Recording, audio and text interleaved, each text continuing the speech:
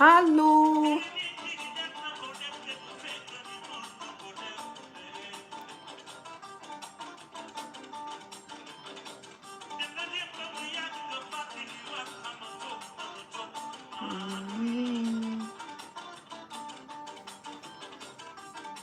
Halo guys, Assalamualaikum.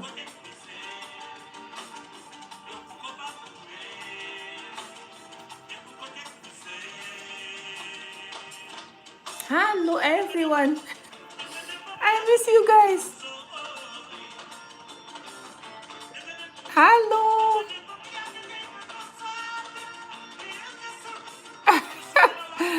Hello beautiful. Oh my god. How you guys are so savage. You guys were waiting for me or what? Guys, I've survived the COVID-19. Everything changed, guys. Well, I'm not 100% healthy, but you know me. I'm enjoying this new Yusundu. I'm Lila War. Nayasa. Guys, I've escaped COVID-19 and everything changed, guys. Oh my god, guys.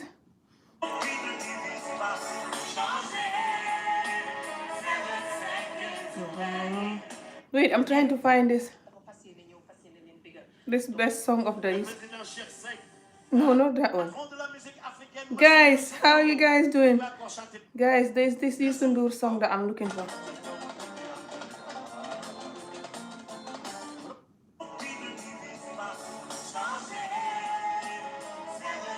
Don't go away. No, not this 7 seconds song. Yeah, this one is good, I think. Listen! Tonga ne Dakaru neex na. Wow, wow. I'm gonna dance for this one. Dakaru neex na. Wow, wow.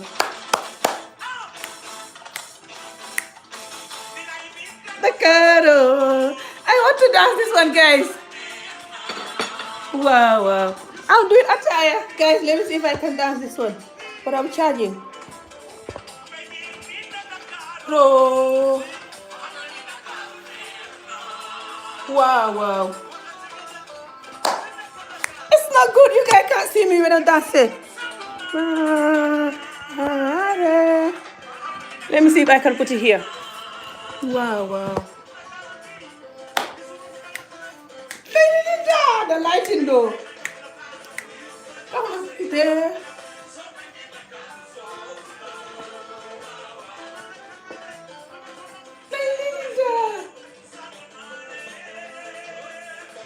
Greater than.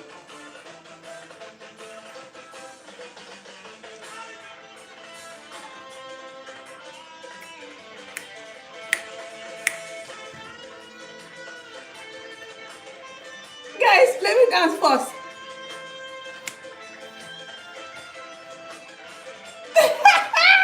You guys can't see me.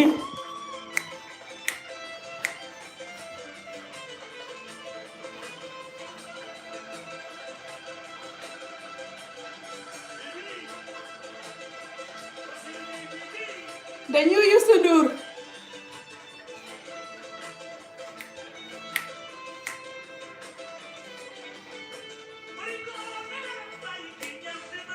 Thank you guys. All your prayers have answered. Ding, ding, ding, ding, ding, ding.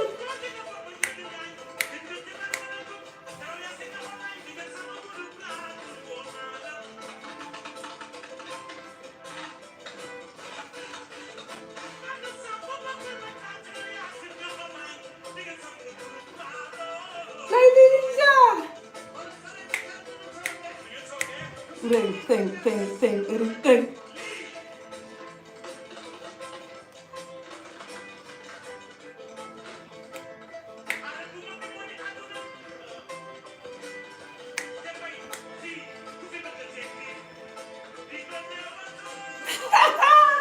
Guys, woo! my legs are sore. I'm not that healed yet, guys. Let me sit down. I'm not that healed yet. My legs are killing me. I'm not that healed yet. To be dancing here. Guys, everything has changed.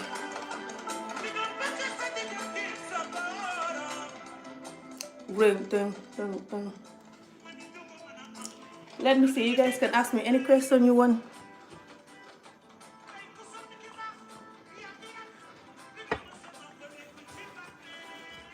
Jàmm ngeenam. Fa xam corona de waay.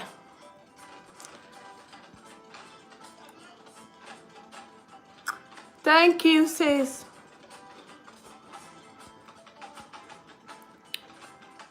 Hello.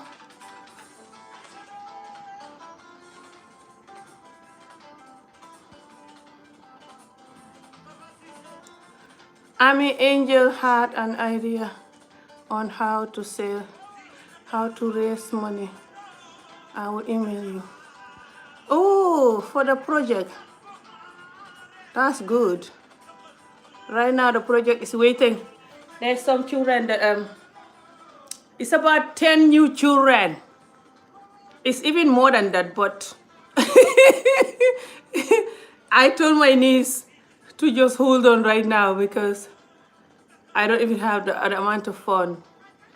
But there's like 10 new children with their mothers. So yeah, some of them are on those videos that I sent. And but I told them to hold on.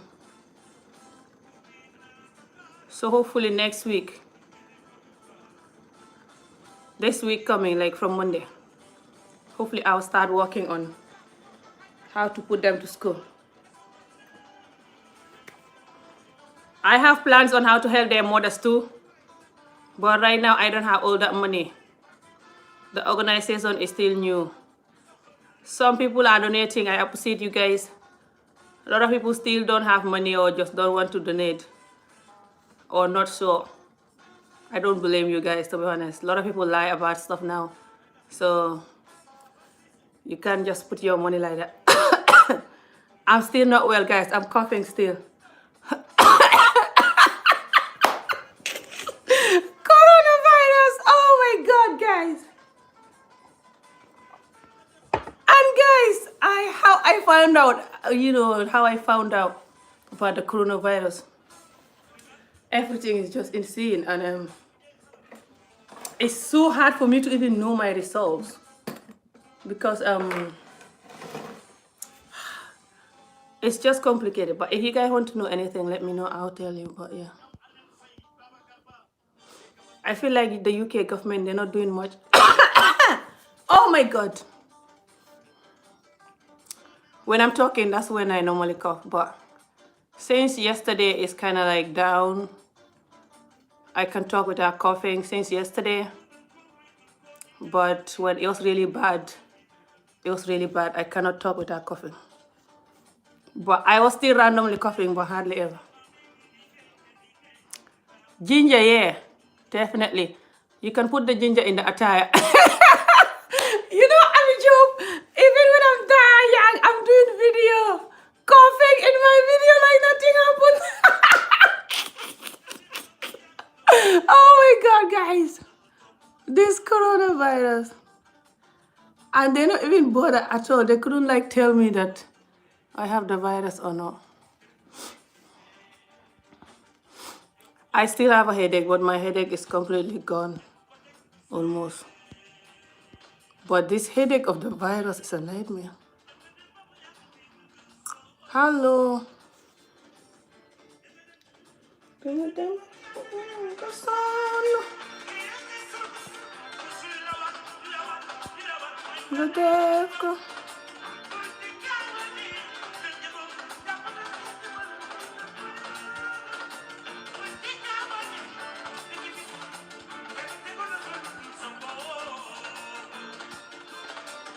But the coronavirus, guys. Hello, House of Bloom.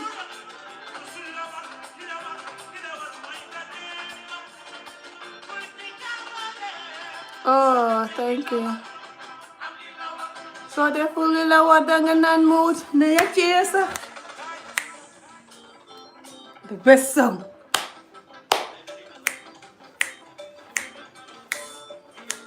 The number one thing that the coronavirus did to me that I like. No, the coronavirus did two things to me that I like. I know it's weird, but it does. It does, guys. So they only know what the mood. You love the project. The project is amazing, yeah. It's just I don't know how to save, how to like raise money or nothing. You know, I've not done this before, so. But the project is amazing because the children, you know, when I see them going to school, and it reminds me of how I never have no school. So I like that part. And the women, I have a lot that I have to do with the women still. Guys, I've not ate. I'm hungry. So I'm going to try to eat this nut. So they pull little mood. So let's talk about this coronavirus, you know, and how I find out I had coronavirus. And the UK government, though, they're so useless in a way. Well, when it's come to the way I find out, they're not useless on to get me tested. But after they test me, they're so useless. So couldn't tell me I have coronavirus, nothing. It's so difficult for me to just know my results. They know the result and they never tell me nothing. They're not even bothered. And I'm chasing them to find out the results. Wait, I'll tell you about it. Go. Go.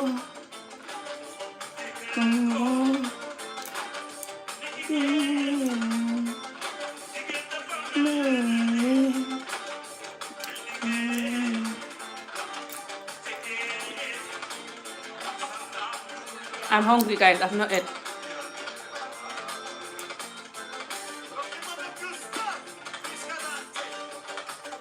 So I'm still weak.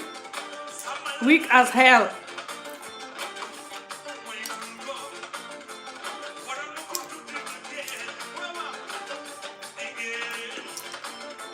Jigéen dafa mel ni géej te géej du ca daw yàlla yaa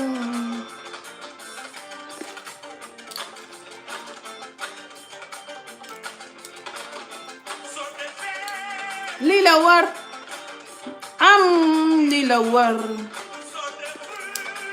war danga naan moo ne yàcc ne yegg sa jigéen dafa mel ni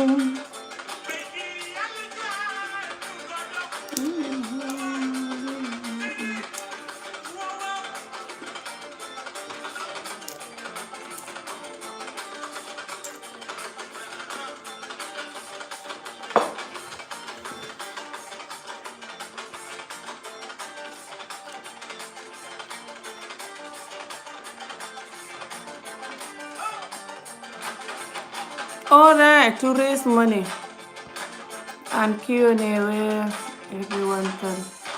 Yes, please. If anyone knows any of the, woo, this song is everything. You know me, it's just about songs. Me, it's always about songs. Yeah. No. Oh my God, let me post this song first. Yes, sweetheart, we can do that. If you know any of the big YouTubers, if anyone knows any of the big YouTubers, you can try to contact them. I'll try to, but I don't really know many big YouTubers. Even the ones I think I know, I don't know them, but it's like I've been watching them and been commenting on their videos since few years back. Some of them do like show me some love, but very small amount due to maybe the kind of videos I do, or due to just them thinking they're more classic than me. I don't know. But I don't know many big YouTubers. So I know the kind of videos I do. It's really very bad compared to the job I'm doing now. It's like the opposite. And it's not good at all for the job I'm doing now, because a lot of people are either scared of me or, yeah, they're scared of me. But they're scared of me for different reasons. Some are scared of me because they think I can make a video for them, or some are scared of me because I make video for other people. So now they don't want to be mixing with me, because then those people will be like hating on them. It's a long story, but all this linked to the reason why I'm trying to do this foundation, because all the jump hybrid videos that I did in the past, I'm hoping I'm not gonna do them the way I used to do them before or something. And I'm hoping I'm not gonna do a lot of them again. But I told you guys a lot of the time that you're lucky that this happened to me and it's Ami, because most of the time I'll tell you the reality. So I told you guys that most of the time the videos I do is because of, the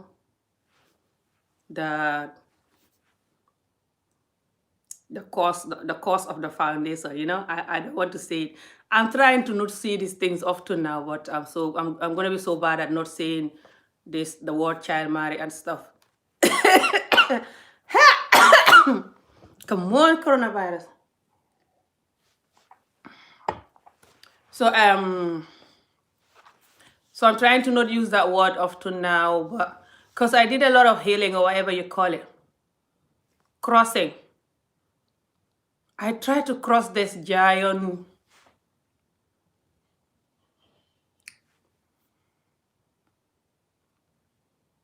I don't know the name for it, but I feel like I crossed it with the coronavirus, but I hope I did cross it, but I feel like I crossed it. But yeah, just this job is not going with the owner. The kind of video the owner has been doing, finding right, left, right, and center. And now I'm like, whoop, time to reap what you sow, Amy. But it still kind of like give me confidence and courage in a weird way, you know me. So I'm like, what about other people?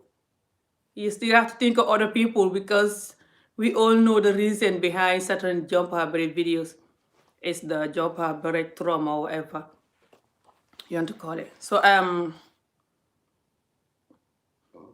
I don't want to just like try to heal myself and just forget the people. It's easier, to be honest, because this job comes with a lot of emotions, and people gonna call you name and insult you and maybe don't trust you, and just, it's complicated as I'm new to it, but I can still already see how hard it is, and I'm very bad at asking for help. I'm not used to asking for help my whole life, so it's hard for me to then ask people to support me with this job. And you have to like put away egos. You have to like, don't worry about thinking people will not trust me, or people will that. No, you have to ask if you have this kind of job, like you have to basically be begging like a proper beggar without the same or ego. And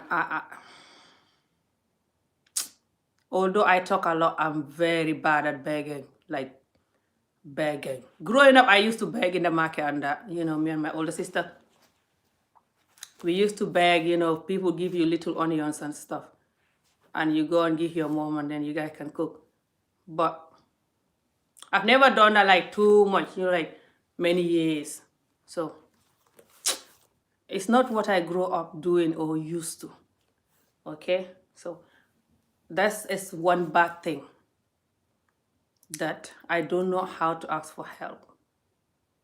This is why it takes me so long to heal. But that's another story, this healing journey thingy.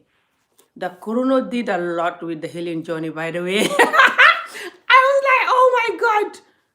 I was like, when you get to a point that, oh my God, guys.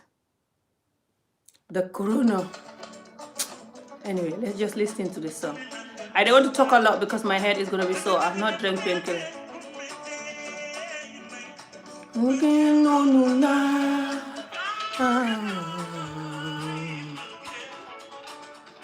Hello.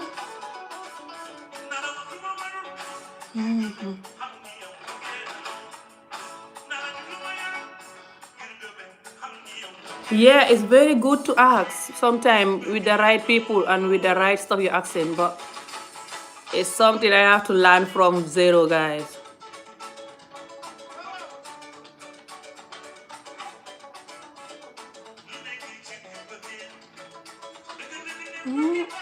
Hello, thank you.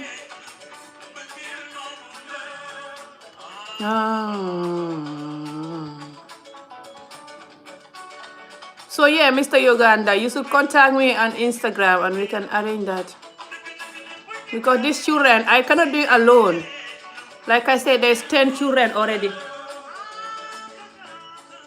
This job is quite scary, to be honest. When I think of it, now that I put the first 8 children to school, I realize how I have to pay for these children's school now till they finish.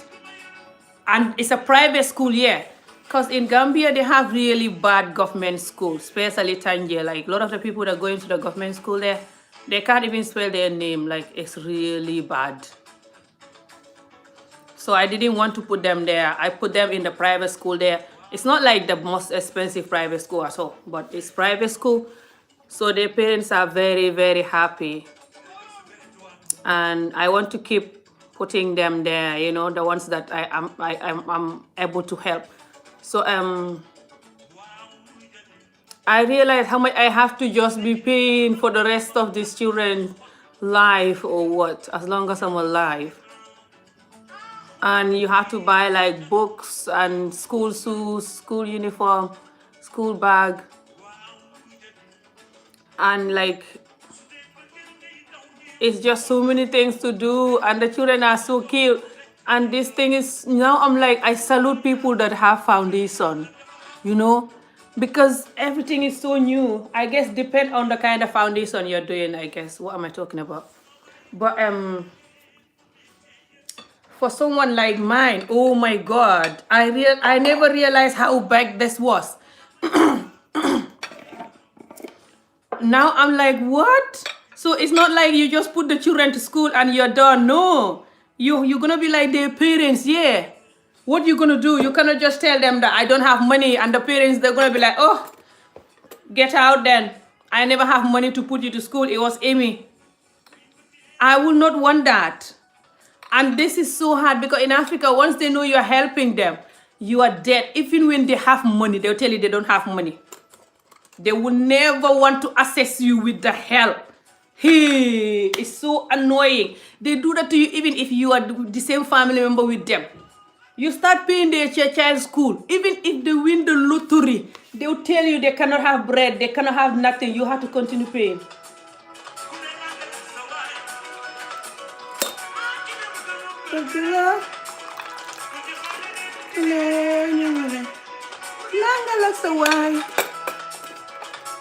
So it's very hard to help Africa sometimes because of these things.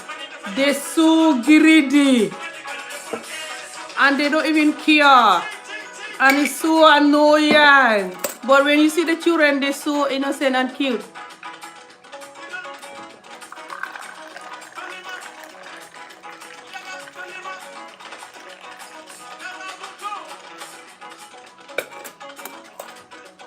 This song is everything, guys.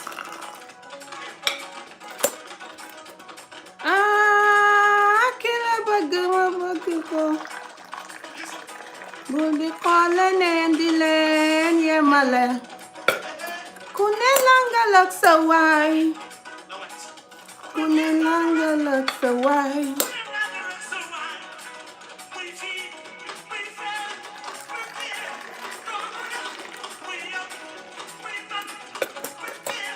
No, Nula. This is the new Yusundur, guys. He did this. It's not new song. All of them are not new song. I think one of the song is new. I'm not sure. But he was doing this event, the New Year's Eve event. Oh, so good.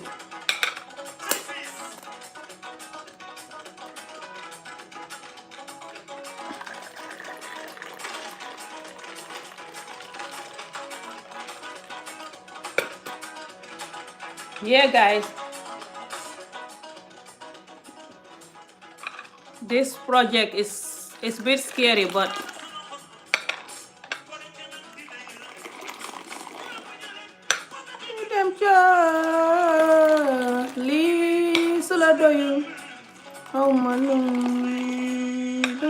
just if I'm dead or alive, continue helping these children, guys. Me or not, Gambia or not, continue helping all of these children to go to school and to save them from underage marriage, arranged forced marriage. It have big time consequences, for their life. That's all I can say. This job is bigger than me. Oh, thank you so much, the person who is donating. But yeah, this is what's happening, guys.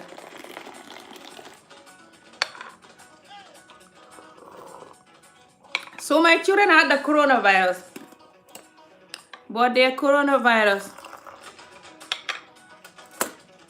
is not like mine at all. It's not that bad, especially for my daughter. My son, his one is even, it was little bit harder because my son, he's more Scottish when it comes to food and drinking water than my daughter. Sorry, guys, I have a phone call. What was I saying? My son, he's very Scottish. He doesn't like to drink a lot of water, and he doesn't eat as much fruits and vegetable like my daughter. And he likes to abuse unhealthy food a lot. Everyone knows him for that. So when he had the virus, they had it. Okay, so I had this virus. It's like 2 weeks. This weekend, make it 2 weekend. No, weekend number 3. The weekend that I had it, and the weekend after that, and then this weekend. So this is weekend number 3, but make it 2 weeks now. So when I first had it, I didn't know. You see the children, yeah. Calls from Africa, Project Embrace, the children, they're so cute. People definitely have money. I see people donate on live stream all the time. Oh, really? Please. Who are these people? These children, they really need school. They're waiting for me right now as I'm talking to you. They're waiting, guys.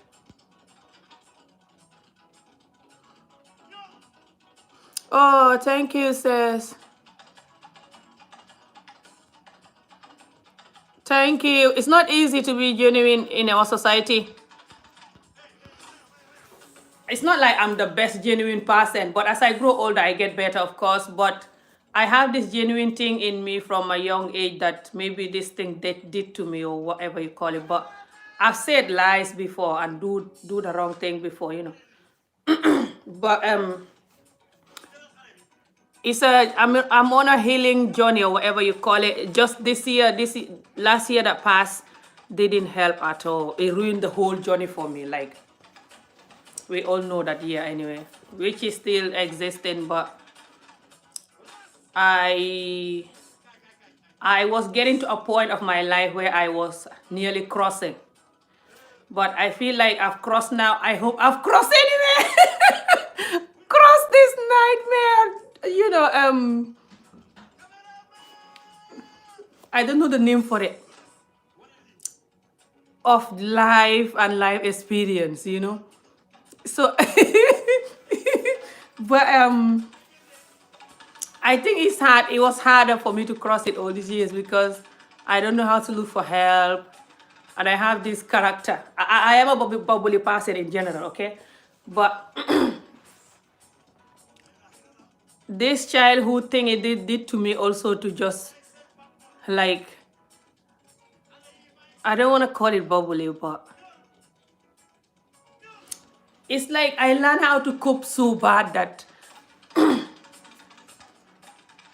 people don't even realize that I needed that help or support. I'm not talking about now that over the years of me talking in the videos.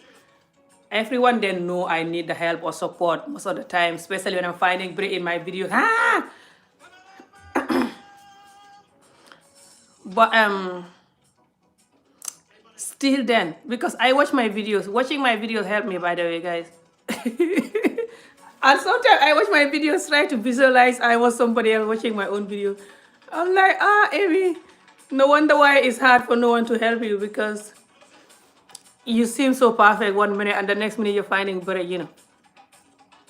And the African community is very hard for them to just offer you support or love or whatever.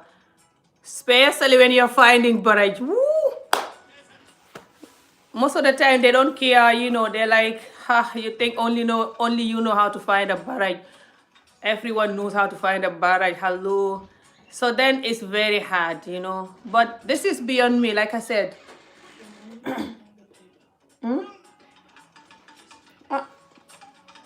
xaw ma di ma ne xaw ma lu tax xaalis ba néewul sa PayPal bi xaalis yi mu ngi si bank account bi maa ngi wax si bank account bu xam 1919 foofu la nekk te man maa ngi wax. Sorry, my son driving me crazy. I cannot have peace. He want to buy some Xbox game, some £3 something game.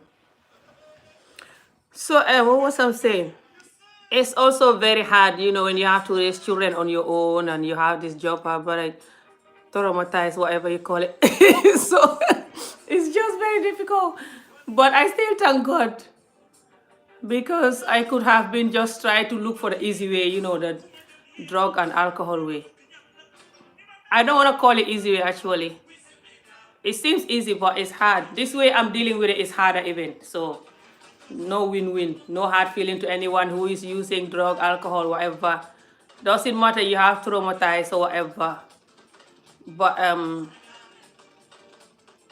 I guess I'm very African. I keep thinking that you must be using it to cure some pain or to gain some happiness, especially if you're overusing it.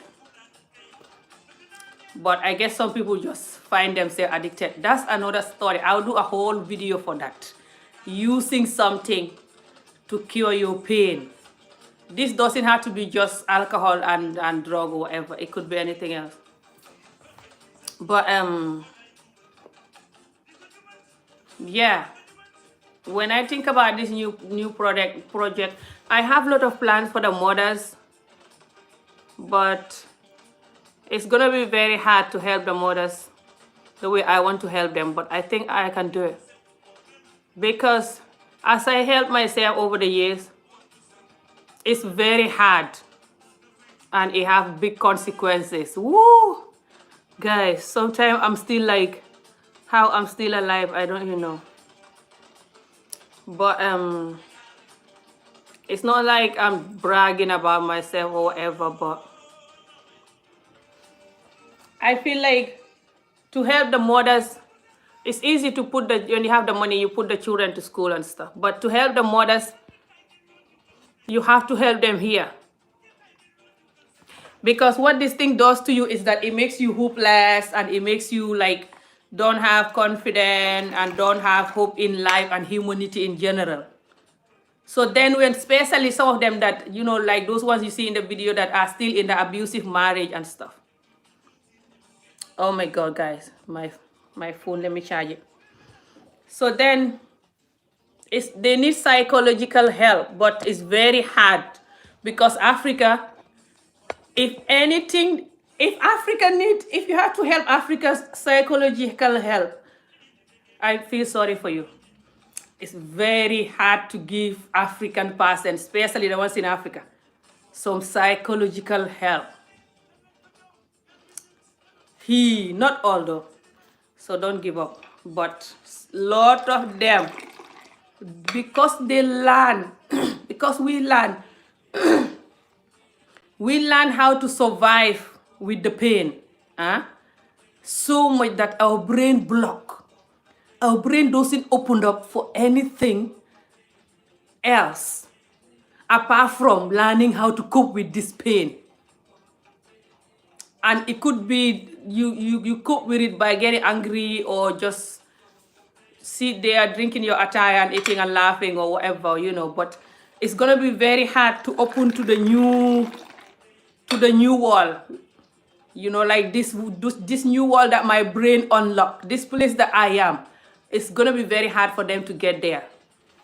But I shouldn't use very hard, but I'm just being genuine now, okay? But I shouldn't use very hard, because if I keep using very hard, then it's like I'm telling myself you can't do it. And I know I can do it. But why it's gonna be harder to do it in Africa is, number one, they cannot read book. A lot of these women that this thing happened to, they cannot read at all. Like me, I'm tiny lucky because I can read a little. Although I have to improve my reading and writing, but I still have a little bit of reading skill. These women cannot read.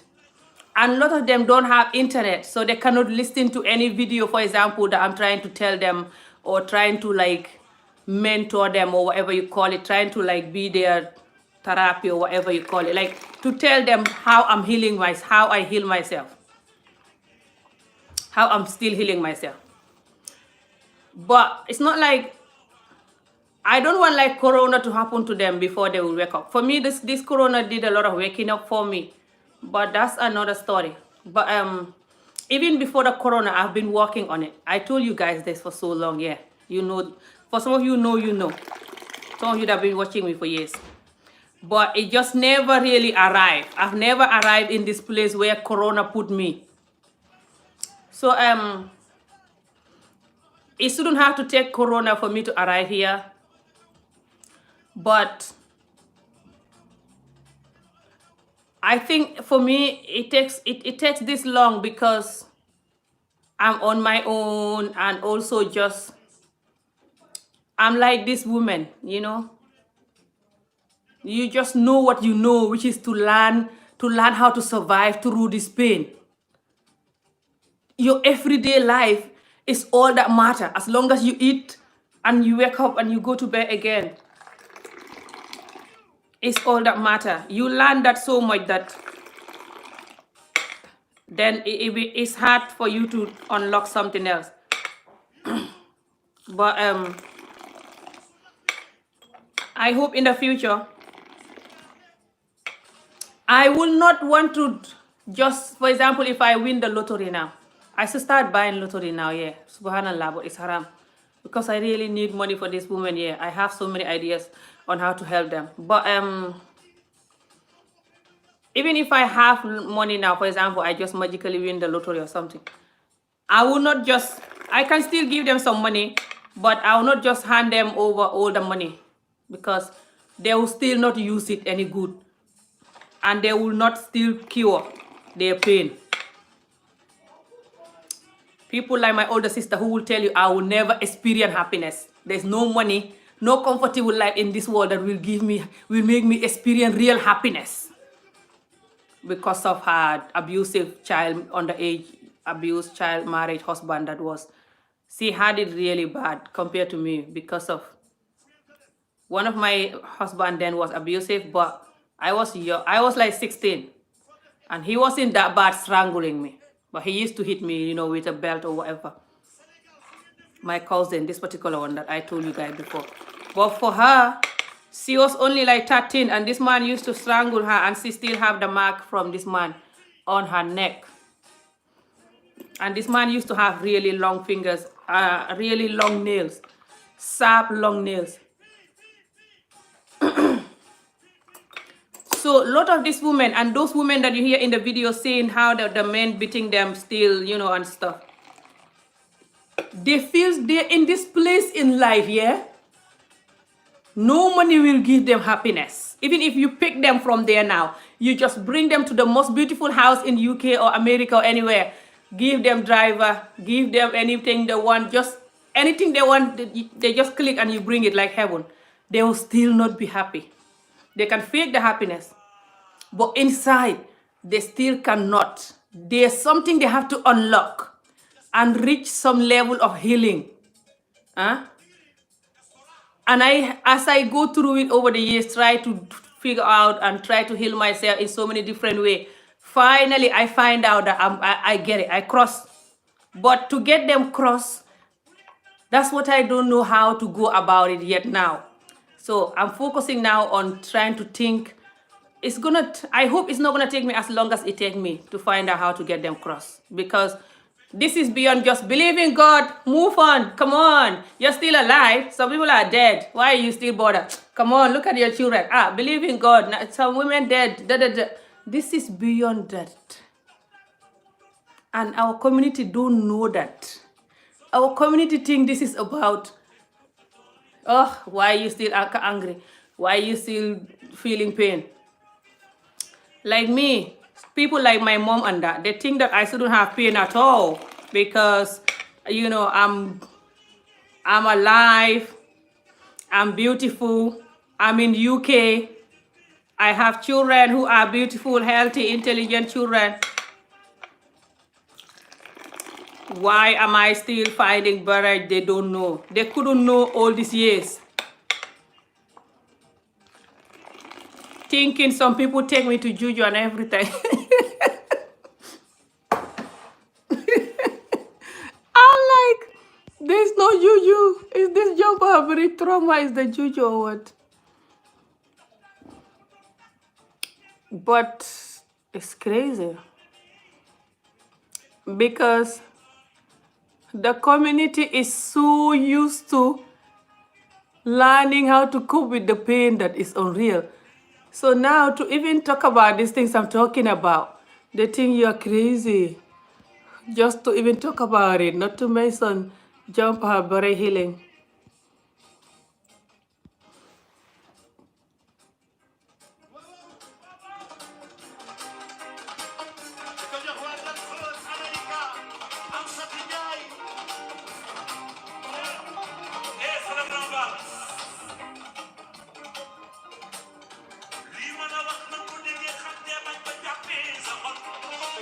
Hello.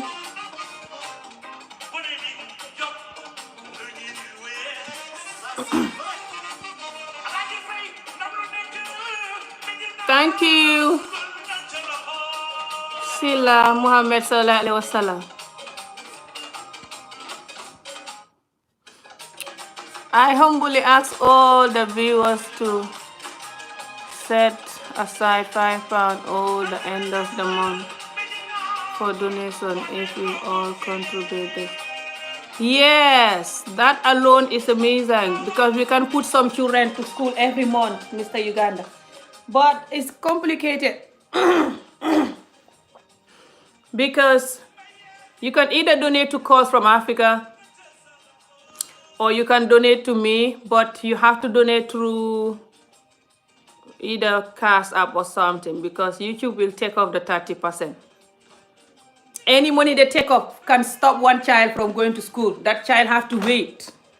This is just Tanje around my area that I'm working on. Around my area, in Tanje alone.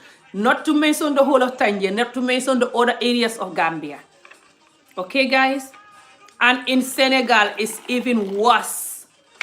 Underage marriages and lack of education in Senegal, especially in the villages. Totally worse. I was there last year. So the tiny penny we save, the better. But because of the world now, people are full of lying and cheating and doing stuff for money. So when people don't know you, they think that you are like that. When people know me, they know me. I'm too laid back with life, my whole life. One thing this thing did to me is that I'm so laid back with money. I don't even know how to look for money. I guess I learned how to be so comfortable with surviving everyday life than focusing on doing this and doing that to make some money or whatever. Which is why I don't have money all these years. I could have do better if I was money oriented or whatever you call it. But I feel like I need to do more. I have a lot of plans that can make me make money because I use my little money on this too, believe me or not. To put those first children to school, I have to add my own £100 to it. Because the first money that we made was not even enough to put all of them to school and buy school bags and uniforms and books and stuff. But I want to be doing my own money to it as well, you know. Especially now that we don't have enough money. Because it's the same as every African person is doing this, by the way. Every African person that's sending money home, you are doing this. I'm not saying if you're sending people money and they're just partying and buying nice clothes, no. But if you support your family, you are doing this. So I'm not the hero here, and everyone is a hero. Just so you know. It's just me. I want to help other children like me who don't have education growing up, who just have to get married young, get bullied for not having education, which is not their fault. Just hopelessly fighting through life, you know, struggling. You cannot even read your name. Nothing. This is what I'm trying to fight. This is why it's beyond me. But the normal sending money home, the normal supporting family is what we all doing all these years. So we're all heroes. A lot of us paying our family members, children, school, organization or not.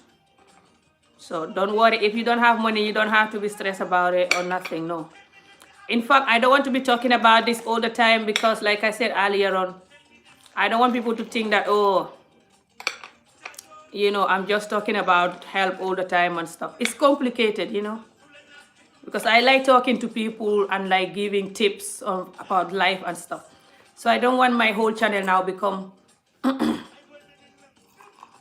this Job Bread organization channel who you just where you just talk about organization stuff and stuff.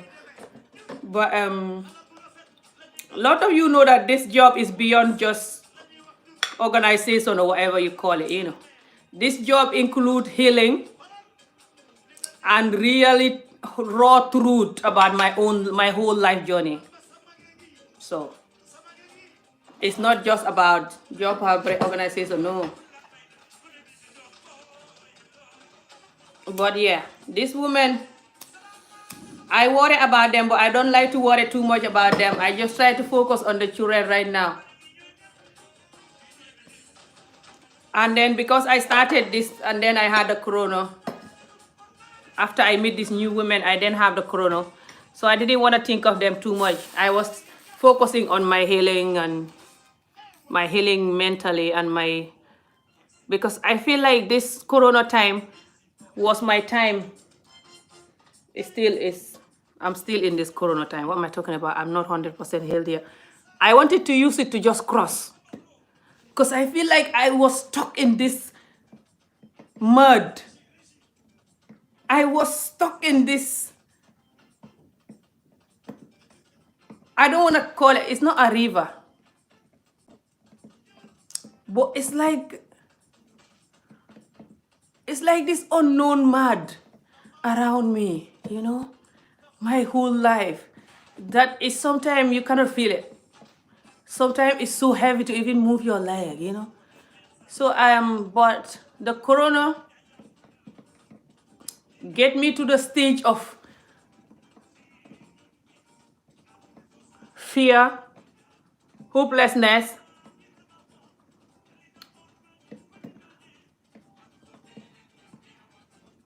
At first, no, not at first, in the middle of it, when it was really bad, I get to a stage that I don't have no choice but to just cross this mud.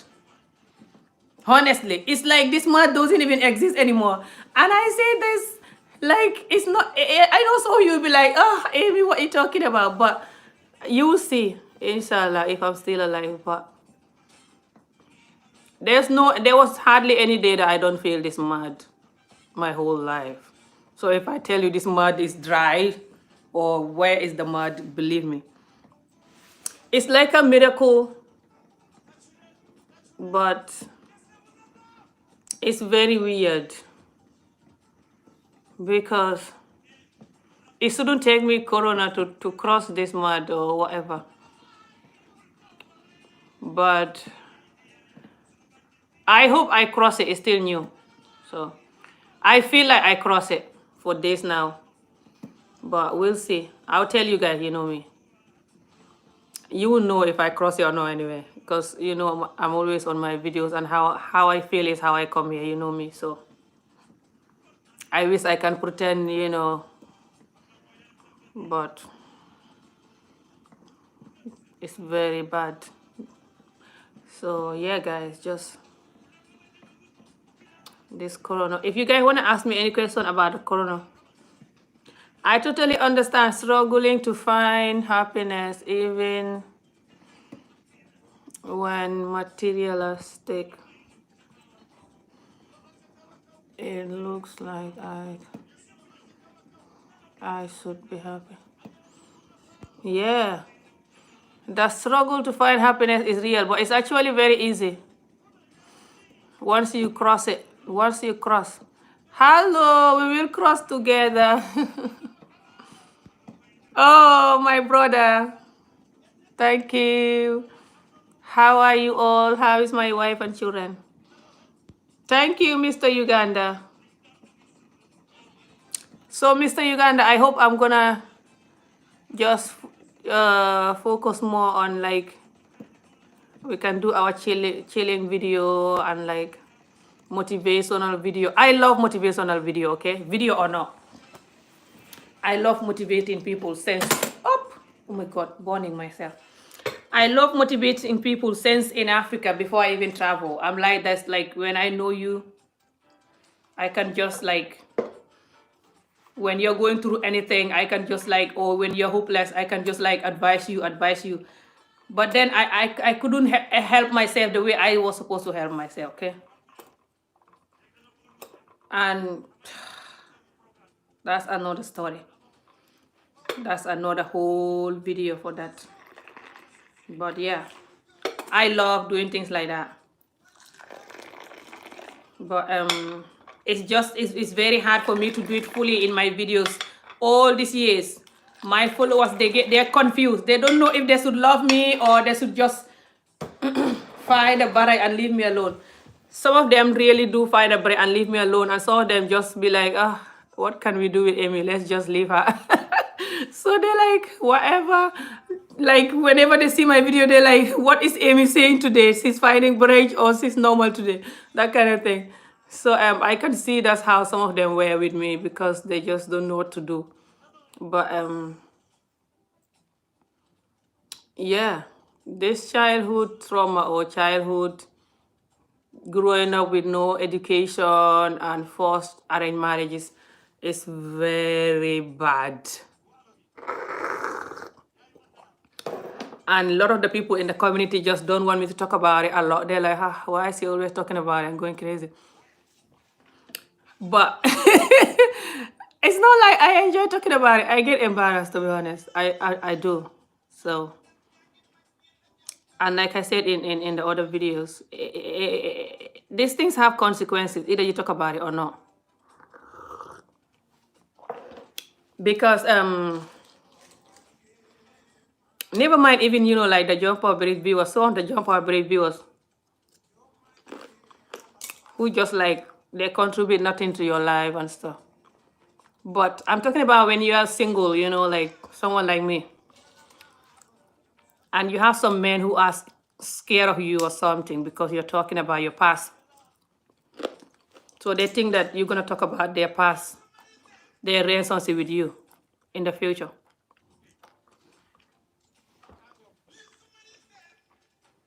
Especially our African men, especially Gambian men. Gambian men are scared of women who talk in the videos, especially if the woman is talking about her past. They hate it. I say this to you guys so many times. So it's not good for me at all. And I'm tired of being single all the time. It's so hard because I don't want to just like do stuff with men and stuff.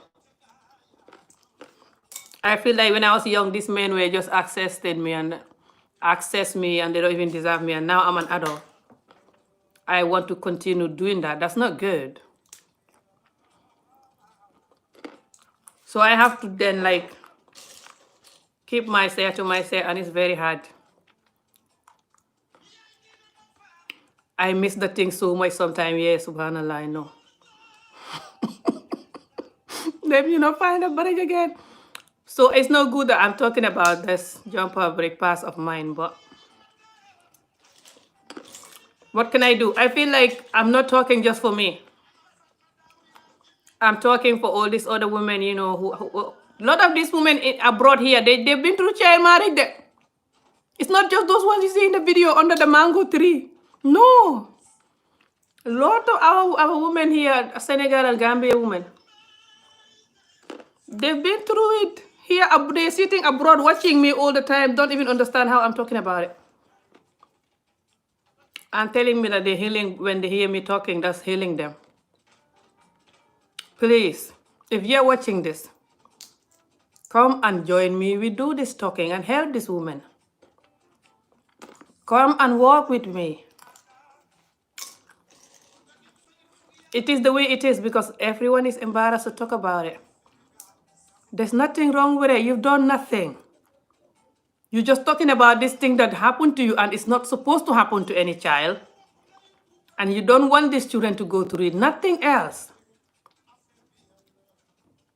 Jesus, but our community is so comfortable with the pain that they don't want no one to even talk about it. And that's sickening. I'm trying to be polite now more, but I shouldn't use that word sickening maybe, but hopefully I will stop using certain words, guys.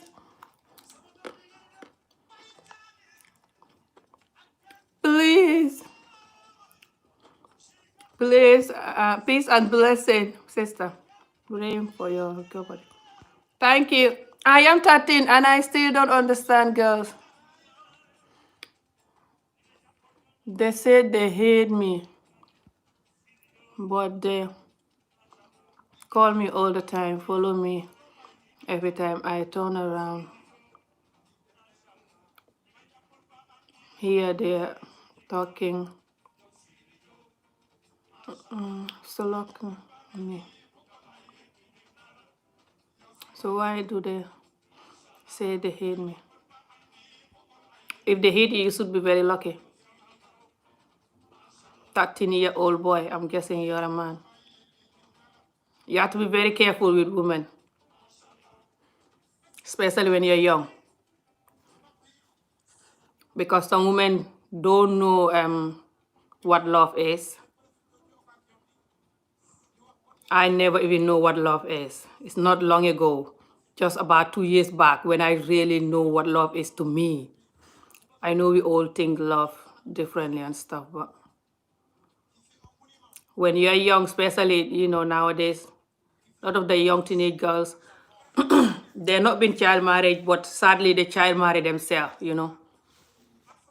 So they just think that they see a boy who look cute because some of these boys go on Instagram doing like this. I can't do it, like I'm so bad at trying to look sexy. Oh, this not guy, sorry. But when that young teenage guy is just looking cute at Instagram and stuff, A lot of this teenage girls, it's very sad for them, by the way. The teenage girls in abroad, I have to do special video for them again soon. Don't even make me start talking about them. They're so lucky. They have no child marriage, no underage marriage, and they underage marrying themselves. When they see a cute guy, they just jumping on the guy like a desperate whore. Subhanallah. And they're so young and beautiful, messaging these guys on Instagram. Oh my God, it breaks my heart. Because when they don't do it, some of them, they are ranchang friends. Ranchang is like when you're like, I just do what I want, and just, I have no boundaries, I'm ranchang. Some of them, their ranchang friends are doing this and laughing at them for not doing it.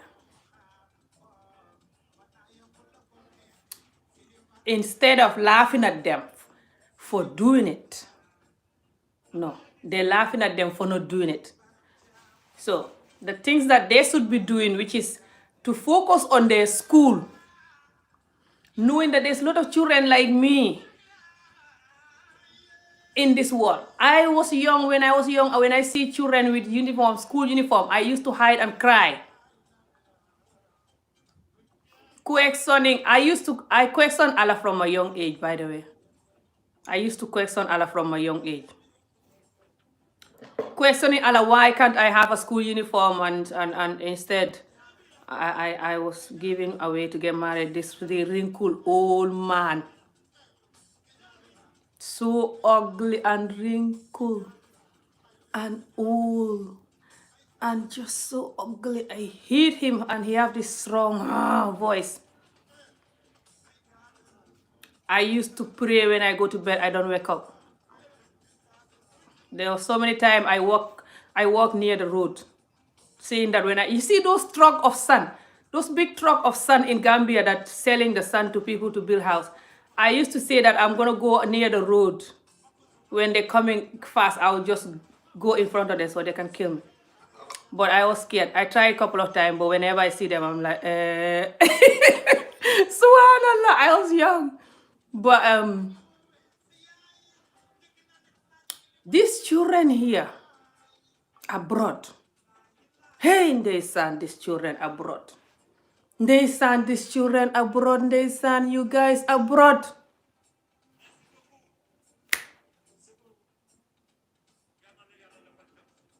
You have school. You have school abroad. Abroad school.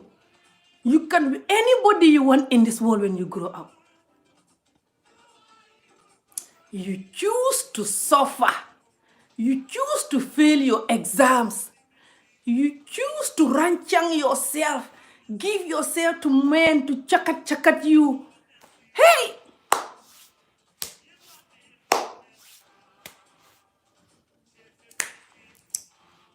Lot of these men that they don't care, especially when they're young. Even when they're adult. It's not easy to love someone. You know why? Because love is not just about kissing the person and it feels good and the person have nice lips and stuff. No, that's just the extra.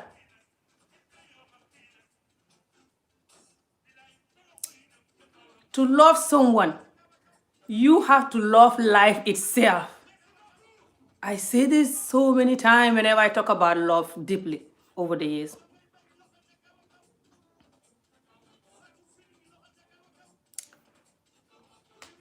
To love someone, to know how to love someone.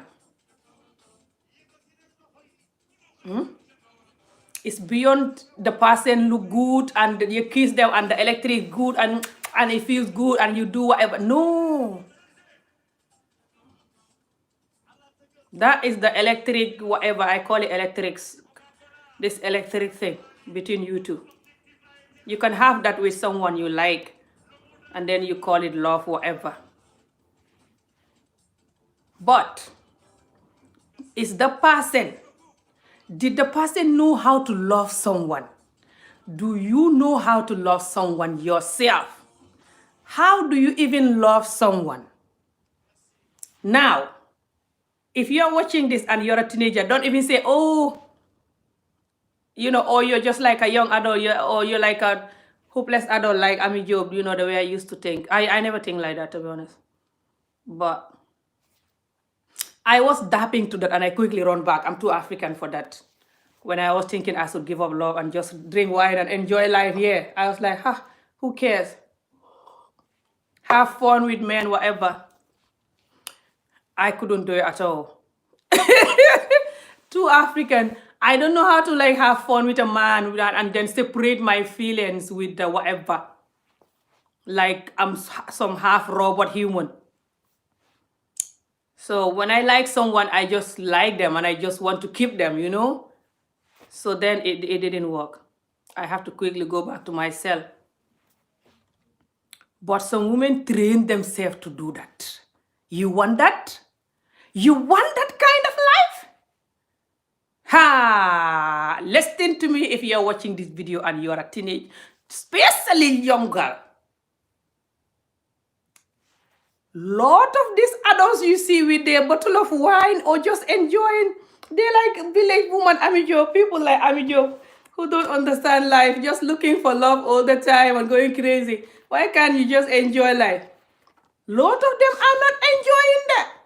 They have to separate their feeling from their V. Go on YouTube after this video finishes.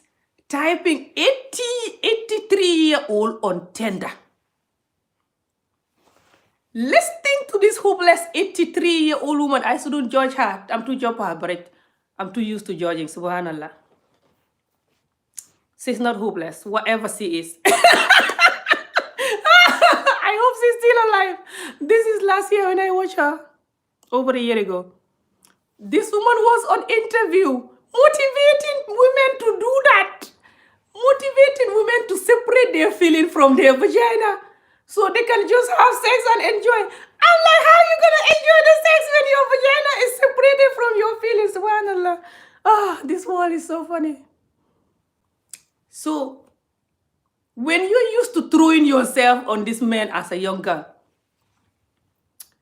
you're going to get to a point that you have to train your body to get away from the emotion, from the feelings, from the heart. The woman said it herself in the video. She said that the hard part about her having sex with these young people on Tinder, the most painful part is that now this whole thing is going to come a whole motivational speech for young people. She said the worst part of it is that she have to train, she have to learn how to separate her feelings from her vagina. And she did it like this. How you gonna separate your feeling from your vagina? I don't know.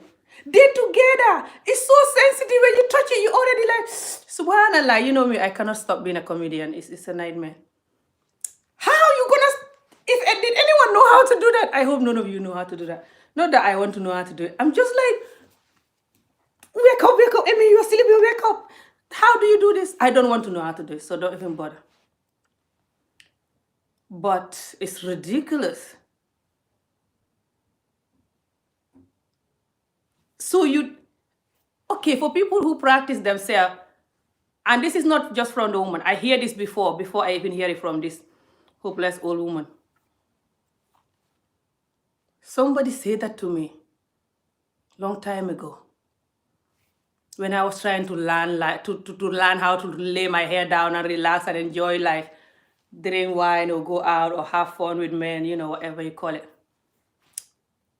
And I said to myself, whoa, I don't want to learn how to do that. Because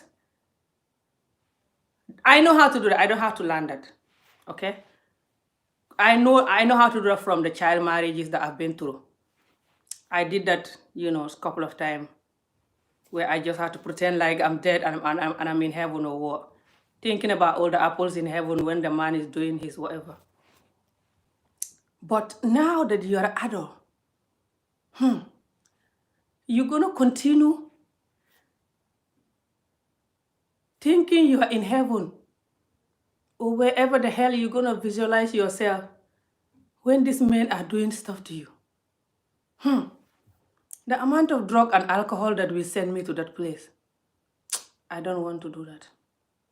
So a lot of these women that you're seeing, they're just not like Ami Job. They cannot tell you the reality. They're gonna make it look so fun and tell you that this is fun, this is life, and drink their wine, texting these men, meeting them, doing stuff, whatever, like they're not human. They're lying. No woman in this world that come here like a half robot, half human. All the women, God make them with emotions, feelings. That's why when you touch it, we feel it. They have to choke themselves to not to behave like some half robot, to use alcohol or just use this technique that this hopeless old woman was saying. Separate your mind from your V. What kind of slavery? That's worse than slavery, subhanAllah. But that's sad and funny. I still cannot stop laughing just thinking about that, watching this old woman in the TV. I'm like, yeah, humans. See your work? Now you reach your final bridge. When you have an 83-year-old on tender, sleeping with 19-year-olds, saying it to the world, teaching the women to separate their feeling from their V. Some women were actually saying that you motivate me. No hard feeling, no judging. Oh my God. So this world is getting, I know it's not like, what's it called? Like people who do that, they are bad, and when you don't do it, you're good. No. I don't believe in that, no matter what you're doing. So I believe no one is better. It's just everyone is living life differently, jokes aside. But I love love, okay? So I don't like anything that is feeding love away. I will never be that person. You can call me village woman, whatever. But if you are a woman, young girl, you have to protect yourself, especially when you are young and you are in these countries. These jumper brick countries, there's a reason for the amount of alcohol they have here. There's a reason for the amount of depression tablet that they offer people. Depression support. I never take any of them. I know that from a young age, not from a young age, but I know from the last 6-7 years, that's when I start having this trauma attack, or whatever you call it, this child marriage attack. But I never take any depression tablet or nothing. They offer me it before. I'm lying, actually. I took it, but I took it one day. And I wake up, nothing happened. I just don't take it again. But then I do my research. I like to do research. So, and I find out that they said it's not good when you keep taking it. So I told my doctor then that it's no point in me taking it. But there's a reason why they have all this alcohol in these European countries and America and stuff. There's a reason why they have all this kind of support for stress and depression. But don't you see that it's not working? Look at the amount of people killing themselves, especially in China and stuff, all these other countries. With the amount of support they have and the amount of things to make them happy. Because They're choking themselves to be this half robot, like that woman is saying. And that doesn't have to be just tender, and jiggy jiggy. No. They do it different way. They try to make you think that you don't have to have boundaries. In this world, if you don't have boundaries, there's no medicine that can cure you. Give up everything. Your boundaries is your medicine. So when you are young, why this world is the way it is now, especially for young people, a lot of them depressed, killing themselves when no one child marrying them. They're killing themselves. When you have people in Africa that have been child married and suffer, and they hate the man, like those women, you hear them in the video. They hate the man and they have to have children with the man, and the man beating them every day, and they're still alive. You know why? And me, why I never go in front of the car to kill me, when I explain. I still sometimes think of killing myself. It's not long when I last think of killing myself. That's another story. But I never kill myself. Why? It's because Africa, people have hope. Number one thing. People here, a lot of them don't have hope. That's number one. Number two is the boundaries. The hope and the boundaries. This is why we're not killing ourselves a lot. Even though a lot of us are walking dead, by the way. So even though we don't kill ourselves, we're already dead a lot of the time walking, like the way I was over the years. Guys,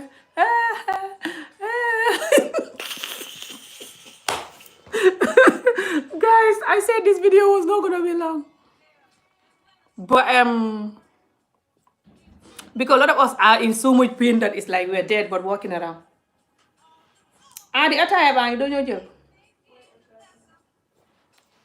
But we still keep surviving, and just keep managing. It's not good. I wish no child to have to go through certain pain, that you have to just either kill yourself or you have to learn to just, like a zombie walking around. But it's like that, sadly. That's why we all as humans have to work together to help children to grow up without childhood trauma and certain childhood pain. Because you either gonna kill yourself or you are a walking dead. You have those two options. This walking dead is two type of walking dead. You have the walking dead who is still happy and managing life, You have the walking dead who is like just harming themselves or abusing themselves or doing stuff that make them hate themselves, but they keep on doing it. This could be either drug or prostituting yourself or killing people or gangsing people or whatever. People do certain different things, Some people, they still fight to stay, they fight, certain people fight to still manage, to still have boundaries, no matter how broken they are. Okay? You have those type of two walking dead. But you have some adults also who are walking dead. That's another video. I will do a whole video for that. Because life happened to them.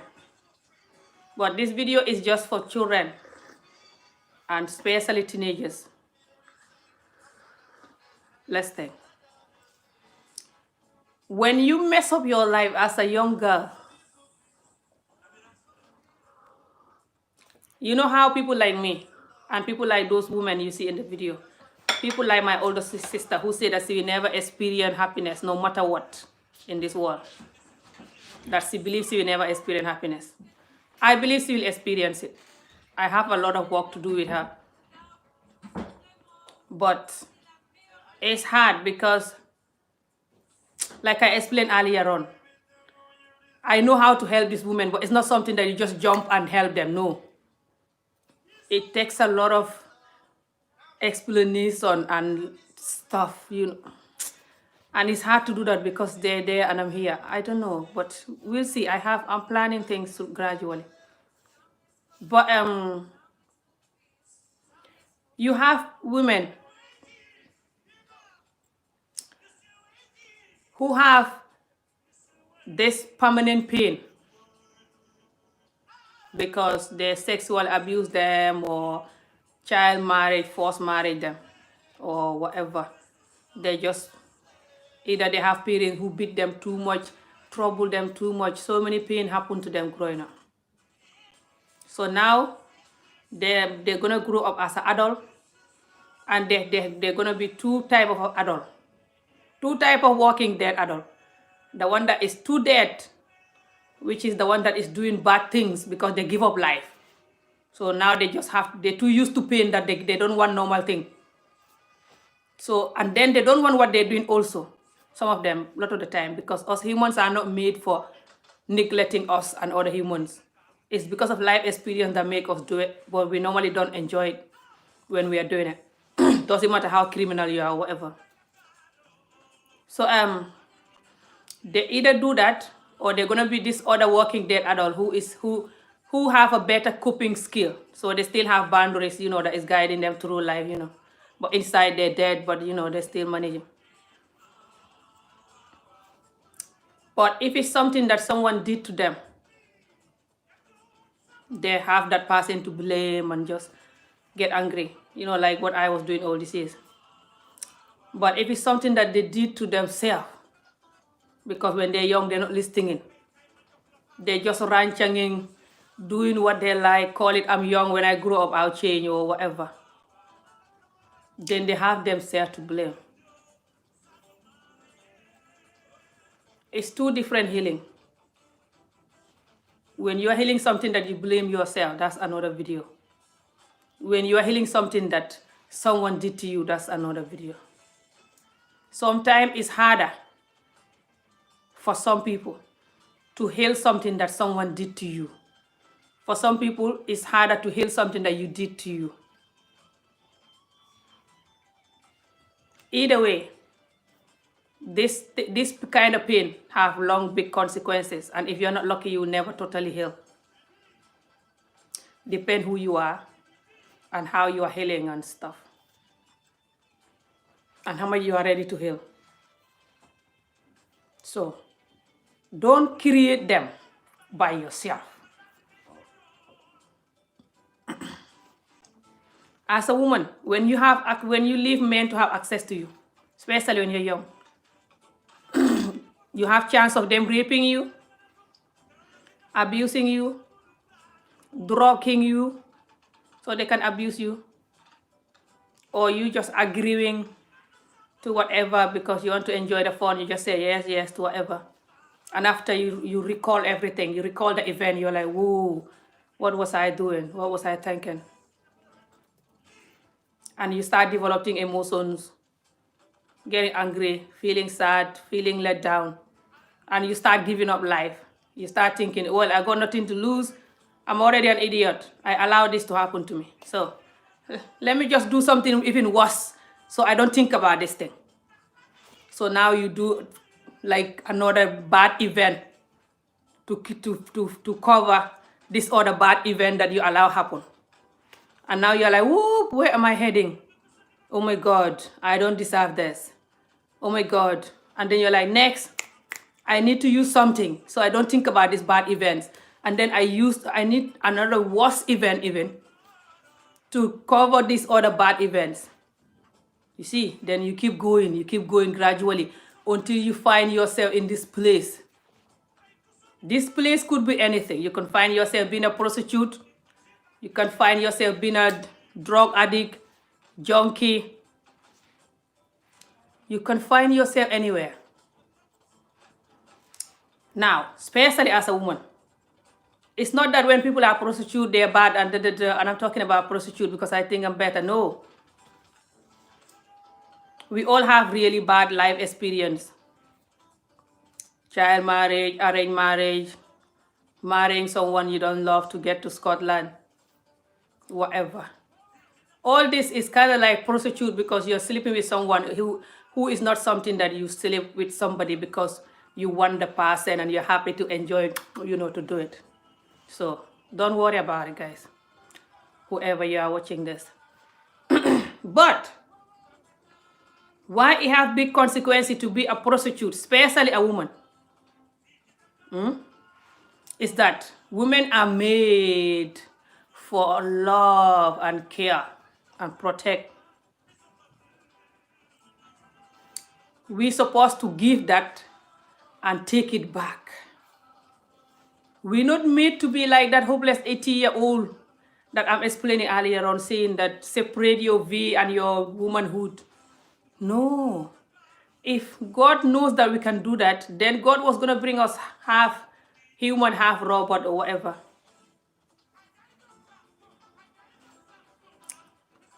But women now, why, especially the young ones, why they going messaging all these men and going crazy? You, this young man that typing this, please, listening. You and other men that is listening to this, listening, please. This is important. This wall is somewhere, yeah? If you men don't help this wall by helping the woman, we humans are going to finish this wall by ourselves.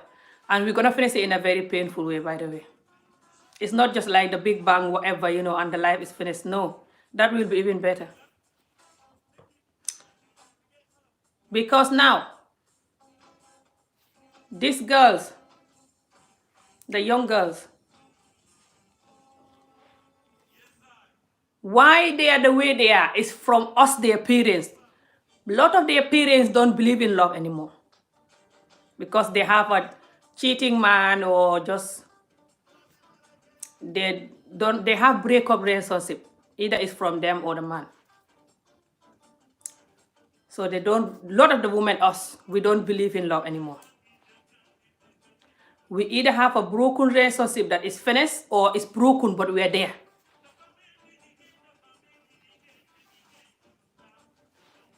Now, if you come from that kind of environment and you're a little girl and you hear from the adults talking about how they don't believe in love, how they don't want relationship, they just want to enjoy life and just have fun, you start behaving and thinking like them. When you don't even know how to do it correctly, if there's a way of doing it correctly, I don't think there's any way of doing it correctly. That's why I give up. Then, the children, they also have all these bad songs that are like porn, porn movie. People like Cardi B singing all these idiotic songs. I don't know what she's saying. Bite this, yeah, bitch, I got it, this, I did this, I don't know what they're saying even, but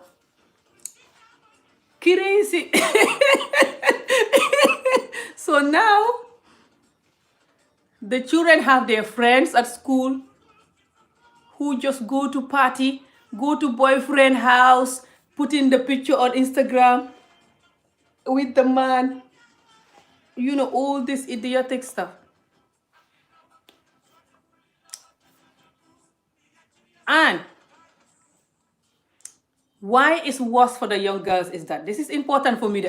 I love children and young girls, especially teenagers. They remind me of when I was young and how I wish I have the life they have now and they don't want it through in it. That's why I can talk about them 24 hours. You don't know me? When I start talking about teenagers here, it's like you pay me $1 million. Because these teenagers, they think that they're enjoying life and they're ruining their tomorrow. And when they grow up, they're going to be so depressed. And they create it. Why would you want to create that? If you're not lucky and you heal, you can never be healed. Healing is not easy. Do you know how many years I've been trying to heal? It's just now, after this jumper with Corona, I'm still in the Corona anyway.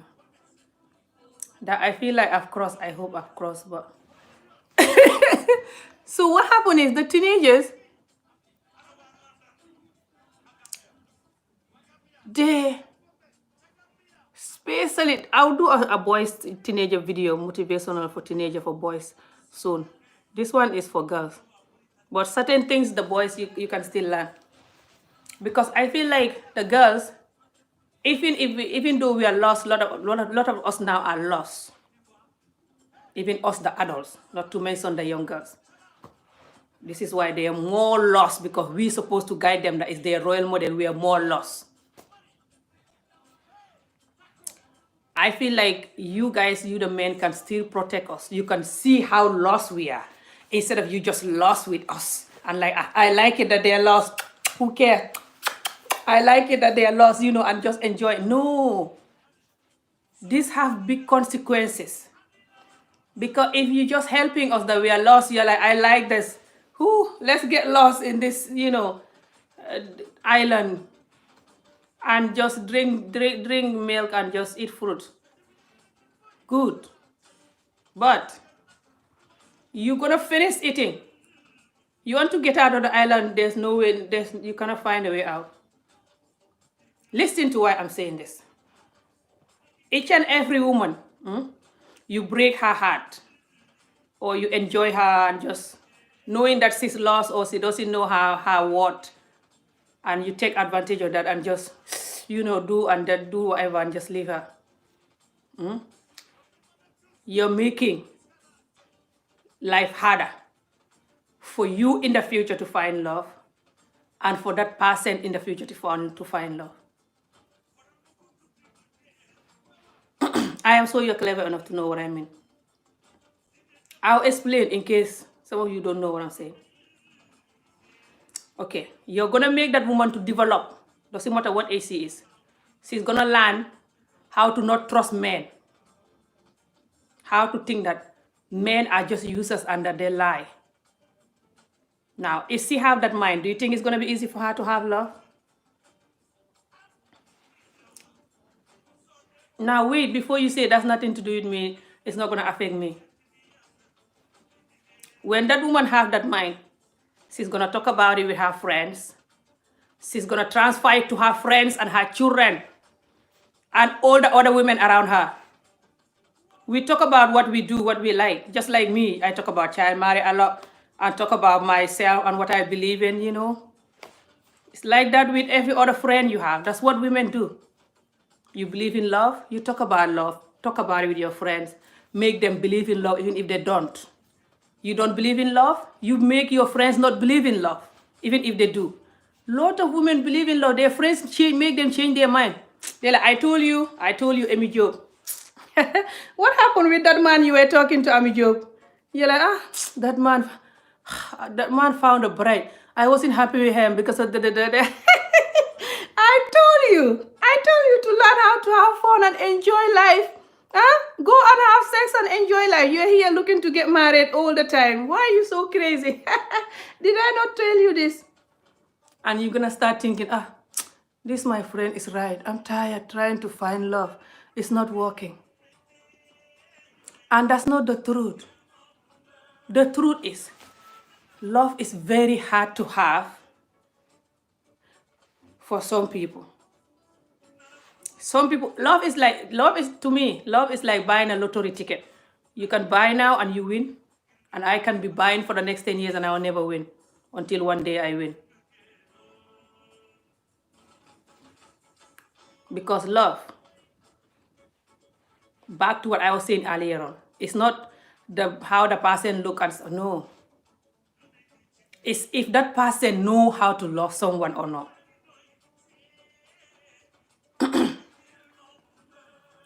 You cannot know how to love someone if you don't know how to love the whole world in general. Your whole existence. Just enjoy the life, like you're alive, you just happy, you easy going. Because Doesn't matter who you love. If they're real and genuine, they're gonna annoy you. There's no human being that is perfect. So if you're not gonna be easygoing and relax with life and be a normal human being, who knows how to handle matter when things go wrong, then how are you gonna handle a whole person that is gonna annoy you? And if you don't work on yourself, for example, if you have healing to do, you work on that. If you have lying habit to work on, you work on that. If you don't have passion, you're not passionate, you work on that. If you don't work on any of that, you just jump on the love because you kiss the person and you feel good or they have nice body. It's not gonna work. You have to have honesty. You have to know how to be passionate about someone, how to show someone that you're interested. You have to know how to tell the truth.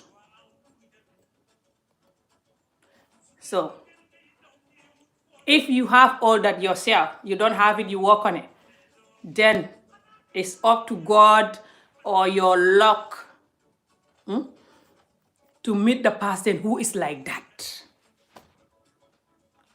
Until you meet that person who is like that, it will never work. Because you're giving them what they're not giving you. Then you start thinking love doesn't exist. But what is love to you? Love do exist. It's just love is not the feelings and the sex and the... No. Love is something that the person have to have all these good characters. Love is like everything else. It's like your friend, your children, your phone. You have to charge your phone. You have to have internet. You have to have a YouTube account. So you can sit down with your attire and jump in her body like Ami Job talking. You need all those things. So then you can create this video that Ami Job is creating, for example. You get it? It's like that with love. When you don't have the things that you need to be able to provide this love, then just the kissing and the... it's not gonna work. That is just sex. Your body is nice or the person's body is nice. That's nothing to do with the word love or to make the relationship work. Back to why I'm talking about this. This is important to me. Why the young child, especially as a woman, a teenage woman, young adult or whatever, who have the opportunity to not child marry,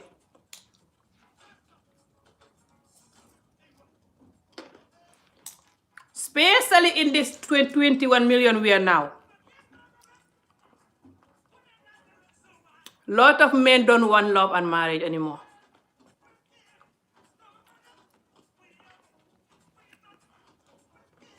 It's a lot of commitment. They feel like they're missing out when a lot of the women don't care about themselves anymore. They're just like, everywhere they go, offering themselves like this young man is saying. Do you think if I was a man now, I think if I was a man, I would still want to get married. Because I believe in love so much. Even though I never have correct love yet. But think about it. If you're a man now, don't you think it's easier to just go with the woman without loving them?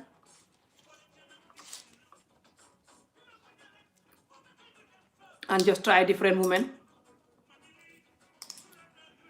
Because they're showing you their boobs, showing you their body everywhere you go. They're like, here, look at me, look at what I got here. Look,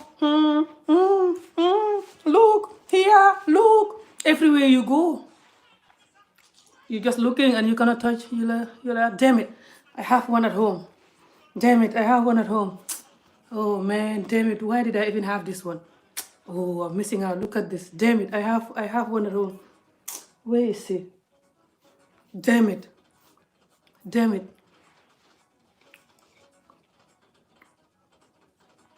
So, because Lot of these men don't want relationship because we make them not want it. We make ourselves so cheap, so bitchy, lot of us. A lot of us will even say in our mouth that I don't want any relationship. I just want to have fun and enjoy life. They mean they just want the things that comes with the relationship. They want that, but they don't want the relationship. The women themselves will say that 90% of them now, 90% of the single women, we told you this from a young age. They're joking about it, thinking it's joke. Now when they're like too old, they found out that this is not funny. They found out their whole body is used and that they rancang themselves. Then they're like, ooh, I wish I never had this mind. I wish I had someone to drink a cup of tea with and get all together. When I'm dying in my nursing home bed or whatever, I wish I had someone around me. Then it's too late. So because a lot of us make these men to not want relationship, we always give them what they want, relationship or no. A lot of these women, they actually will sex you better when you're not married to them. Some men do too, but I hate men who do that. The men who will just wait till when they marry you, then they stop sexing you correctly and going crazy. I hate that. But it's a long story why, like that's another story. I'll do video for that too. Because the sex is not something that is just the man can provide or the woman. It's like the love. You both have to provide it. You don't just provide it because you're in the bed and you're horny and you just go, no. You provide it because you're worth it. Because you know how to show passion. You know how to show your partner that they're beautiful and that you're attracted to them. You know how to tell the truth to make this partner to trust you. Correct make love comes with trust. For me, it does. So anything that I'm telling you, by the way, is the way I see life. Not that this is the way to do it. No, it's just the way I see life. Just so you know. So then this whole thing just, life is amazing and it's so unfair. It's overwhelming. You have people who have opportunities for life and they ruin it. And you have people who are dying for this opportunity and they never get it. And they both have to live the consequences. And this unfair. This one that have the opportunity and ruin it will suffer the consequences. This one that never had the opportunity will suffer the consequences. And you both gonna meet as adults with different pain, different suffering, and different way of dealing with it. When we can just all practice and learn from a young age how to avoid certain things happening.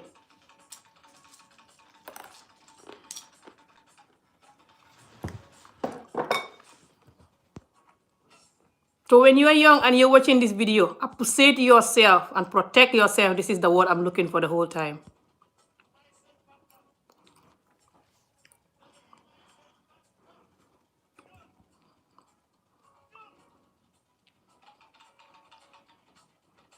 Yeah, to give yourself love is everything.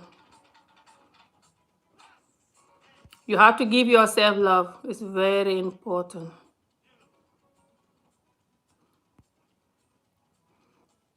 It's beyond just look after yourself and stuff. That's good. You dress nice and stuff. That's good. But it's beyond just that. I am sure you know that anyway. You seem very intelligent. Hi, guys. So, when you are a young man and you have young women who don't know their self-worth, don't know themselves, They just see throwing themselves on the men and not passing their exams, not taking their school serious, and be rude, impatient, cannot appreciate nothing. They see that as fashion or as teenage thing. Some are like that because they have parents who are like that, who is impatient, don't appreciate life, and just miserable parents. A lot of us parents are miserable, especially the ones abroad. It's not easy to be a parent, doesn't matter where you are. But here abroad, 90% of the parents are miserable because the children here, they're so rude a lot of the time. And it's not easy to have a good, genuine, happy relationship in general, doesn't matter where you are. That's the reality. Because I already explained to you the type of person that can give you this kind of relationship. And it's not many people that have that. They have the look, you see them, you feel good, you want them, but they don't have this thing that you need to be a happy person. So then they cannot give you a happy relationship. And most of the time they turn against you and blame you for any bad they're doing, which is even worse. They don't give you the love you deserve, and they blame you for it and say, why are you complaining? We human beings, we don't know how to communicate anymore. We call it complaint. This is the worst mistake that human nature is doing to itself, is that we call communication or whatever complaint. Some people have different way of communicating with you. When you do something they don't like, they react to it differently. It's still communicating. So why are you choosing that particular word, complaining or Because you don't want to hear it. Nothing else. So because we are like this now, as a human being, we just shut all doors to people that we should communicate with. This doesn't matter if this person is your child, your sister, your friend, your Especially people that we wrong. We know deep inside when we go to bed that we know that we wrong these people, this person, whoever they are. We just like, everyone is like, no, me have not done nothing, it's them. So then we keep collecting different guilt, because us human, the way our mind and body is made is very easy. Once you master it, you have peace. We have guilt. When things go wrong, we do feel guilt. When we do wrong things, we feel guilt. Doesn't matter how much you pretend, the guilt will still follow you everywhere you go. So deep down inside, you know what you did. But that's another story. But if you are a young person, you're watching this video, young man, or just young adult, or just man in general, please, don't take advantage of women just because we the women. A lot of us are heartbroken by men so much that we separate our, like that woman was saying, separate our feelings with our V. So we just telling the men, here, have us, take it here, yeah, have it. Don't do that. And look at us stupid and going crazy. No. Look at us as your mother, your sister, your daughter.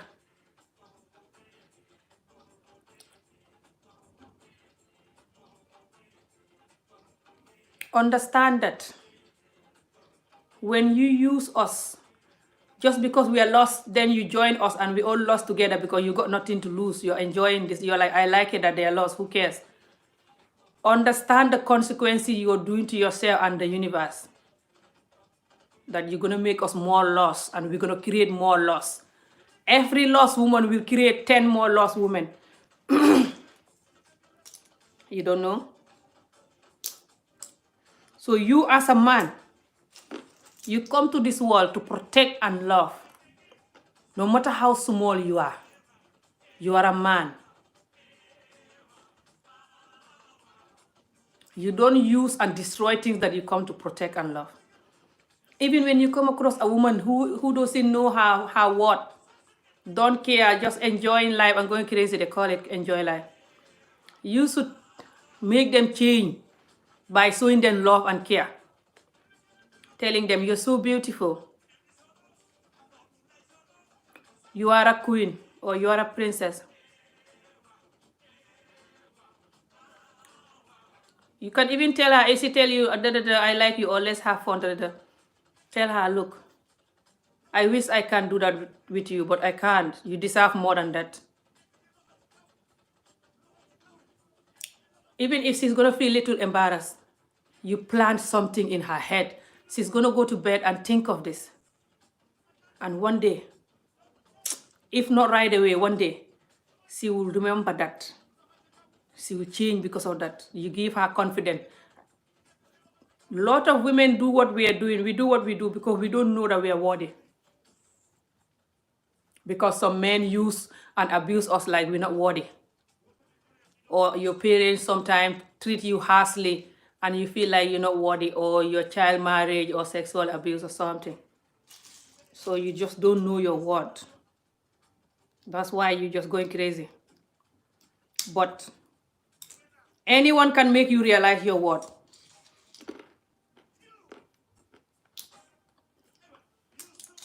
Sometimes it doesn't work straight away. But at least you plant the seed there.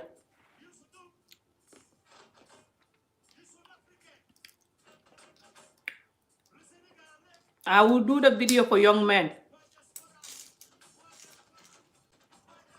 You young men, whoa. Your video is extremely important. Lot of you young men now don't know your worth. Not motivated by life. Using drugs and going crazy. And some young women too. Beautiful young women using drugs and going crazy. Don't use any drug. Don't even bother thinking that drug and alcohol will make you cure pain. Ask me this. I never tried drug, but I tried to use alcohol for my child marriage pain, whatever. They didn't last long at all. It was worse. That's another video.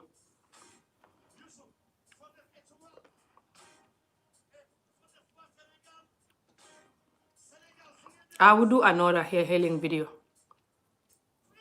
But tips on how to heal. There's no tips on how to heal. I mean, like, there's no like you have to, this is how you heal. No. So just so you know.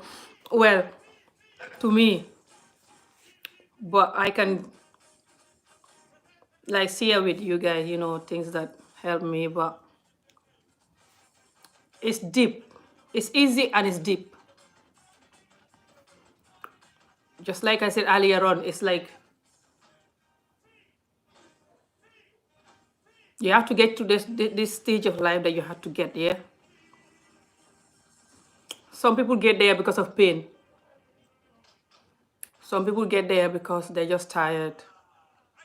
And some people get there because they listen to they read the right book or listen to somebody or whatever.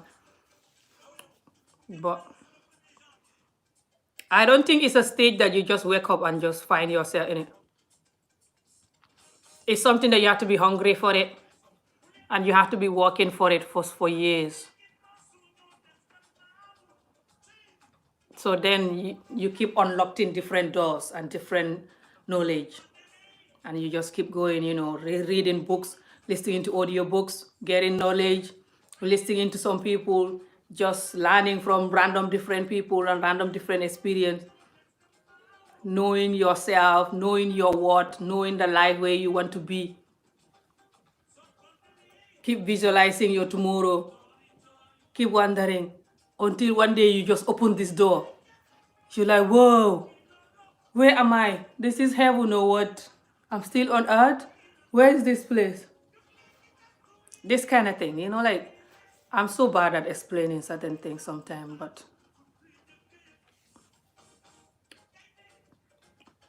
I'm one of those motivational speakers that cannot find the correct word for things sometimes. You know what I'm saying? Like, guys, I'm gonna go. This video is taking all day.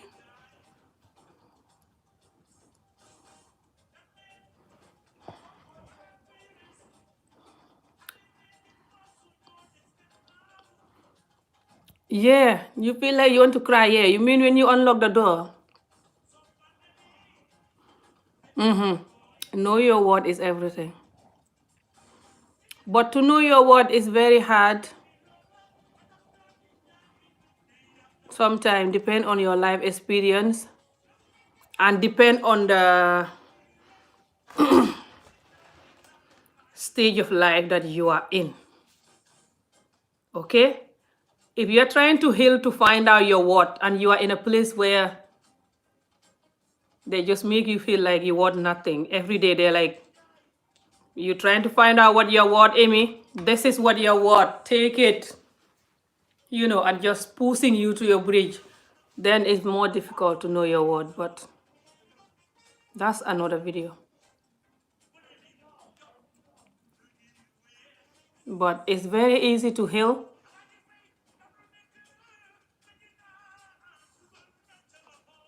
But it's very hard to heal.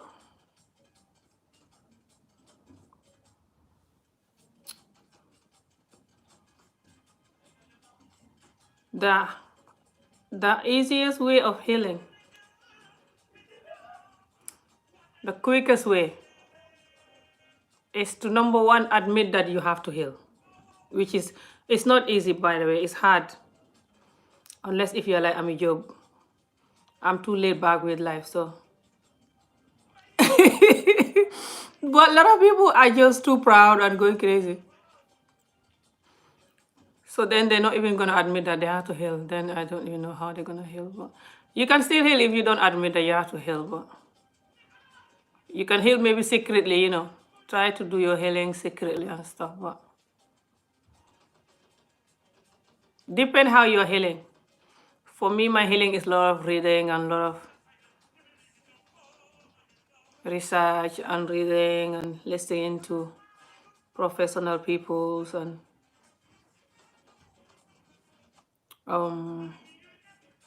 visualizing my tomorrow and learning appreciation and learning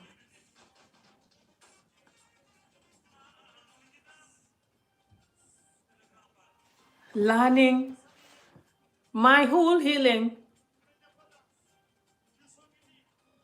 was so hard because I was trying to heal the wrong areas, or what's the word?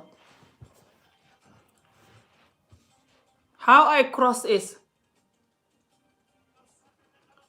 and this is hard. I know this by myself. All of my healing thing, journey over the years, it's just me and my healing, obviously. No therapy, nothing, yeah. So I try all kind of way. I'm like, I can do this. And it's like, no, you cannot do this. And I'm like, no, I can do it. So all these years. But what I found out when I cross and how I cross is that I have to accept. This is another video. I have to do special video for this. By the way, if you guys want me to do any video, any of these things that I said I'm going to do video for, comment it below. I say so many things that I need a video. That is another video. That is another video. I can't remember all now. If any of them that catch your mind and you want me to do special topic for that, comment, let me know, and I will do it, inshallah. But for me, it's when I finally cross. It's when I find out. It's when I finally accept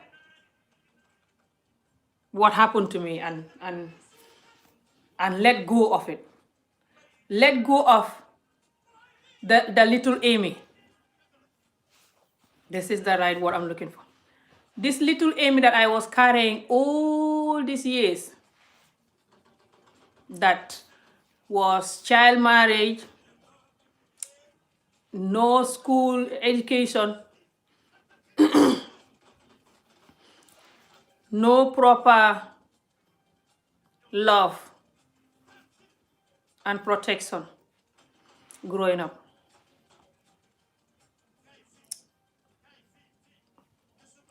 It never made me like look at my mom as a bad mother or anything. I just know it's the culture, you know. That's how it is for a lot of people growing up there. So it's not like she's bad. My mom is a good mom. It's just that's all she knows. I talk to these women about this too. My main work with these women is to teach them how to love their children and be there for them, especially girls. Because African woman, African girl is it's not easy to be an African woman.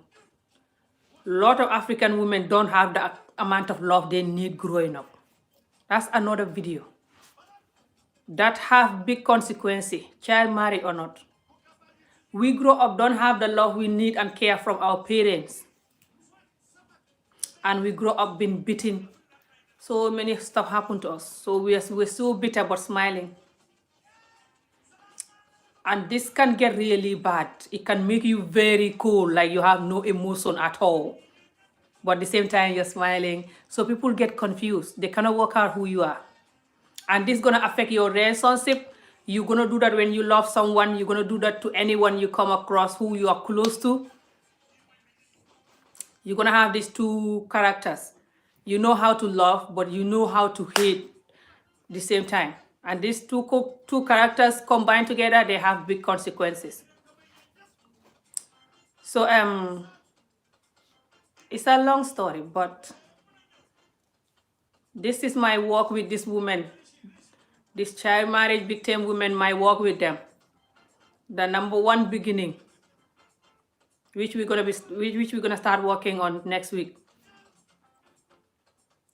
I want to work with them so much that I want to go back for good now. But when I think of my children and their education, I'm confused. I'm like, but we'll see. That's another big decision that I'm not making right now in this video. But I can't wait to go under the mango tree and sit under the mango tree with them. But I can still work with them now, you know, before I go. But hopefully I will go soon. But it's just overwhelming, guys. I'm gonna go soon, guys. This video is gonna be here all day. I used to run or hide my bicycle to help release my unwanted thoughts. Oh, being active can help you. Yes. I'm gonna go back to my long walks again soon.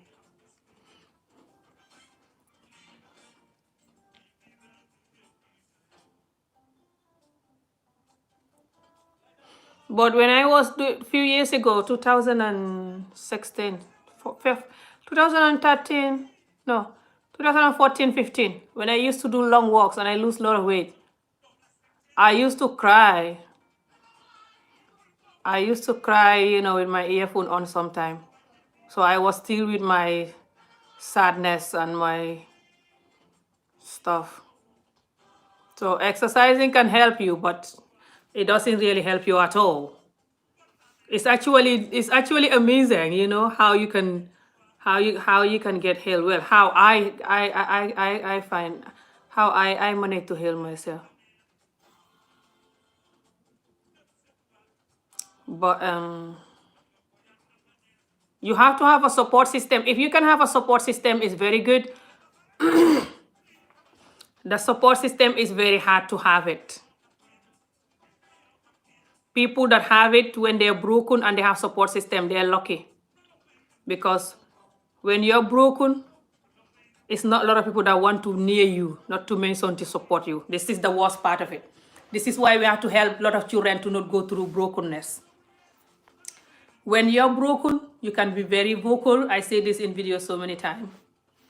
You can be very sensitive and just, so it's hard to have someone then. You have to take a kind soul to take you and be there for you, supporting you, you know, no matter what. It's easy to just go, oh, who cares? You know, find a barrage. This person is difficult, or this person this, or this person that. Especially when they know that you have some trauma or whatever, they're like, oh, this person is effed up. I don't want nothing to do with this person. So then they just dump you there.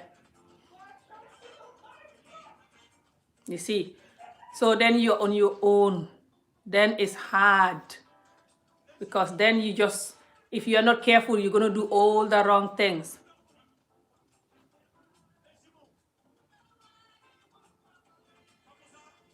But if you have support system, hold them with 2 hands. Talk to them.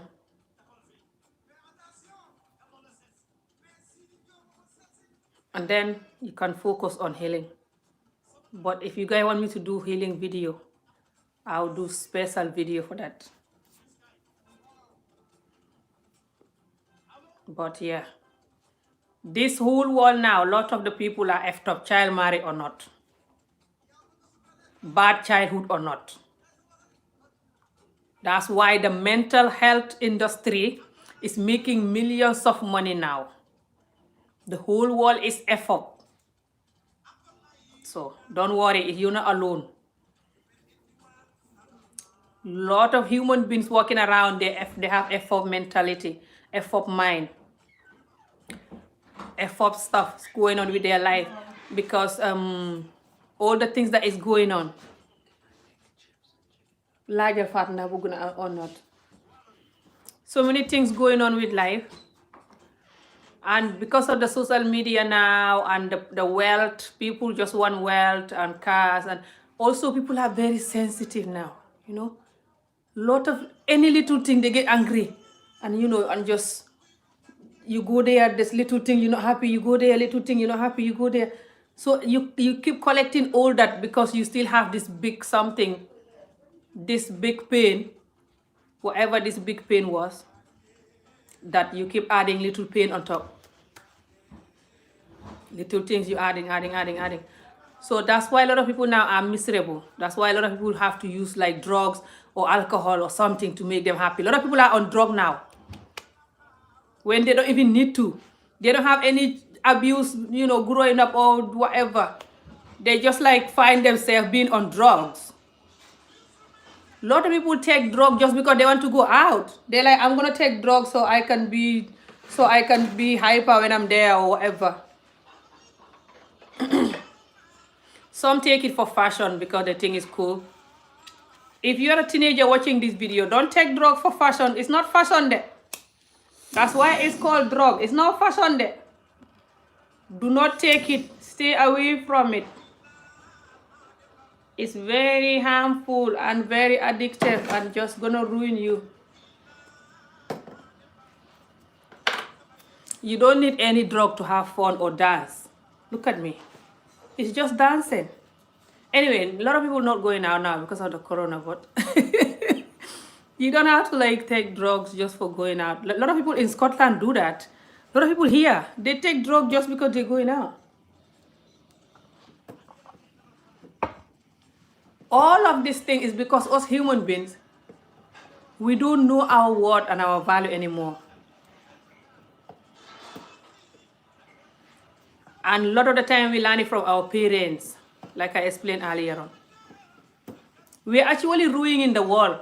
Never mind global warming. We're ruining everything slowly. It's very sad when I look at the little kid children.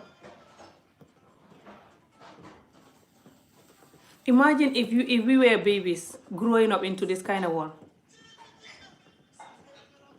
A lot of people think that when you're sober, you don't drink, you don't use drugs. That's boring, and then you don't have life experience at all, and then you're just a village woman like Ami Job talking and going crazy. They actually don't like it just because you're sober or whatever. When I used to do dating, I have to do a special video for dating. That's gonna be very funny. So men don't like it when they know that you don't drink and you don't smoke and you don't use drugs. They're like, how do you have fun then? Really? How do you have fun then? And some of your friends will also tell you that, how do you have fun? Try to put you down for being normal. That's how you should be. Why do you have to put some job hybrid drugs and stuff? Just to have fun or to be modest or to be whatever. Hello. My head is sore now. I've been yapping for 2 hours. I thank guys. So I'm gonna go soon. You can ask me if you want any question you wanna ask me. I don't take painkillers at all. I hate taking painkillers, guys, or medicine or just chemical stuff. I'm very original. So this whole corona, I hardly take painkillers. When it was really bad, I needed painkillers, and then there was no painkiller. Ooh, that brings me to how I find out I have corona. I'll tell you guys that before I go. And the one lesson that I learned. You know, since I moved into this building, I have my neighbor downstairs who doesn't really get on with me because she's just difficult. The whole building, she doesn't get on with them. But she also don't like noise. So when I was new here, there was noise on the floor because the floor here is very bad. Even right now, when there's a way I move, you can hear it. So she used to complain. Then I stop and I tell the children to stop. But since then, But at first, I used to cook and give her and give the other 2 neighbors. But after that, she just rejected my food. Then I don't give her anymore. But I still give the other 2 neighbors here. I don't give them now because of corona. This whole corona, I don't give them food. 1 year now. But I used to bake banana bread and give them, cook nice benachin, rice chicken, and rice, give them. Not knowing that I was going to need them one day, especially the one downstairs. This nice old lady with her husband. So when I find out I had the corona 2 weeks ago, I had paracetamol in the house then, but it was in a lot. So when that paracetamol finished, I went to her door and knocked. I didn't know it was corona. But I was just having constant headache and my whole body was sore and just not well. So I went and knocked and stay away. And she opened and I said, I need some paracetamol, if you have any. I said, I have 1 pound here. She said, no, don't be silly. And she gave me a whole big packet. So, and when I used to give them food, my children don't get it. They know me with this, but sometimes they're like, Mom, not today. When I tell them go and take the food downstairs, sometimes they're like, not today, Mom. This is not Africa. Don't worry, please. I say, no, go and take it. But when she gave me that, my daughter said, I said to my daughter, you see, when I was giving them food, you didn't know I was going to need them. So that was good. Just to tell you guys, when you have a neighbor, try to be nice to them. You don't know when you're going to need them. But yeah, I'm going to try and explain to you guys how I find out I have the corona. So the corona, I didn't know I have corona. Okay, what happened is about 10, I think it's 9 months now or something like this. The video is still up here. When I first had what I thought was corona, but it wasn't tested. But some of the symptoms then is similar, it's the same as this one. But I have other symptoms now that I didn't have then. And then I have other symptoms then that I don't have. But I still really believe that was corona. Because my breathing problem then was even worse than now. In that one, I have 100% breathing problem that I was like calling Allah's name and cannot talk, but just hitting my chest for almost 10 minutes. My daughter was here in the living room with me. I have a video for it. You can look up the video. It's still up here. It's called How I Recover from COVID-19. But I explained there that it wasn't tested. Go and look up that video and hear all the symptoms. I cannot explain all the symptoms. But I'll focus on this one. So from that one, my breathing was just not normal again for so long. Until now. Until just before I had this new symptom, by the way.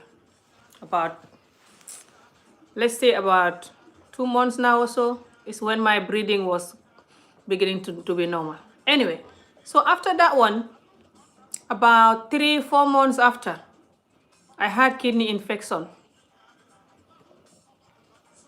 They still did not really tell me exactly what caused the kidney infection, but the kidney infection was very bad and similar symptom to the first what I thought was corona, and similar symptom to this one. So the children then think that this one was the kidney problem again. And I'll tell you why I said that it's the same similar symptom. So the kidney infection symptom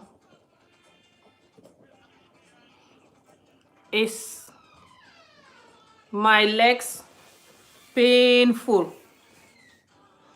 my whole body painful,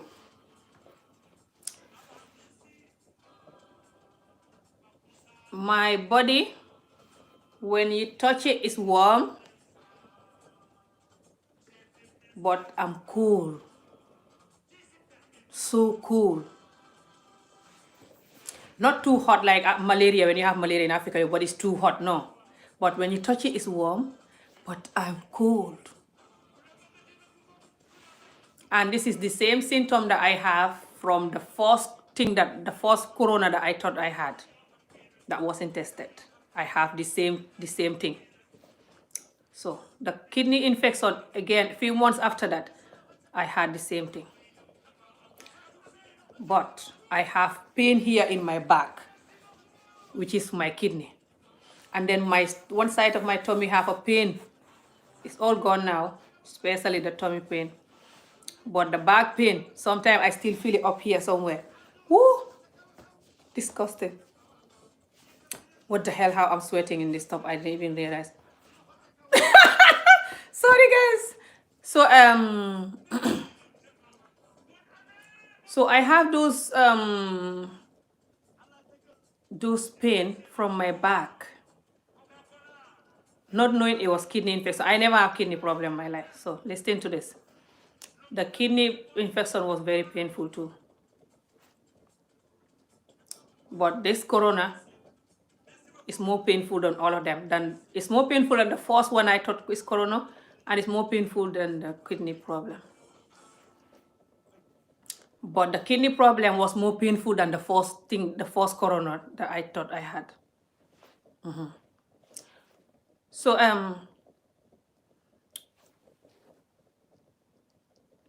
when I had the kidney problem, few months ago, I'm just gonna quickly explain it. So God forbid, but if anybody has symptoms, they should go and get checked.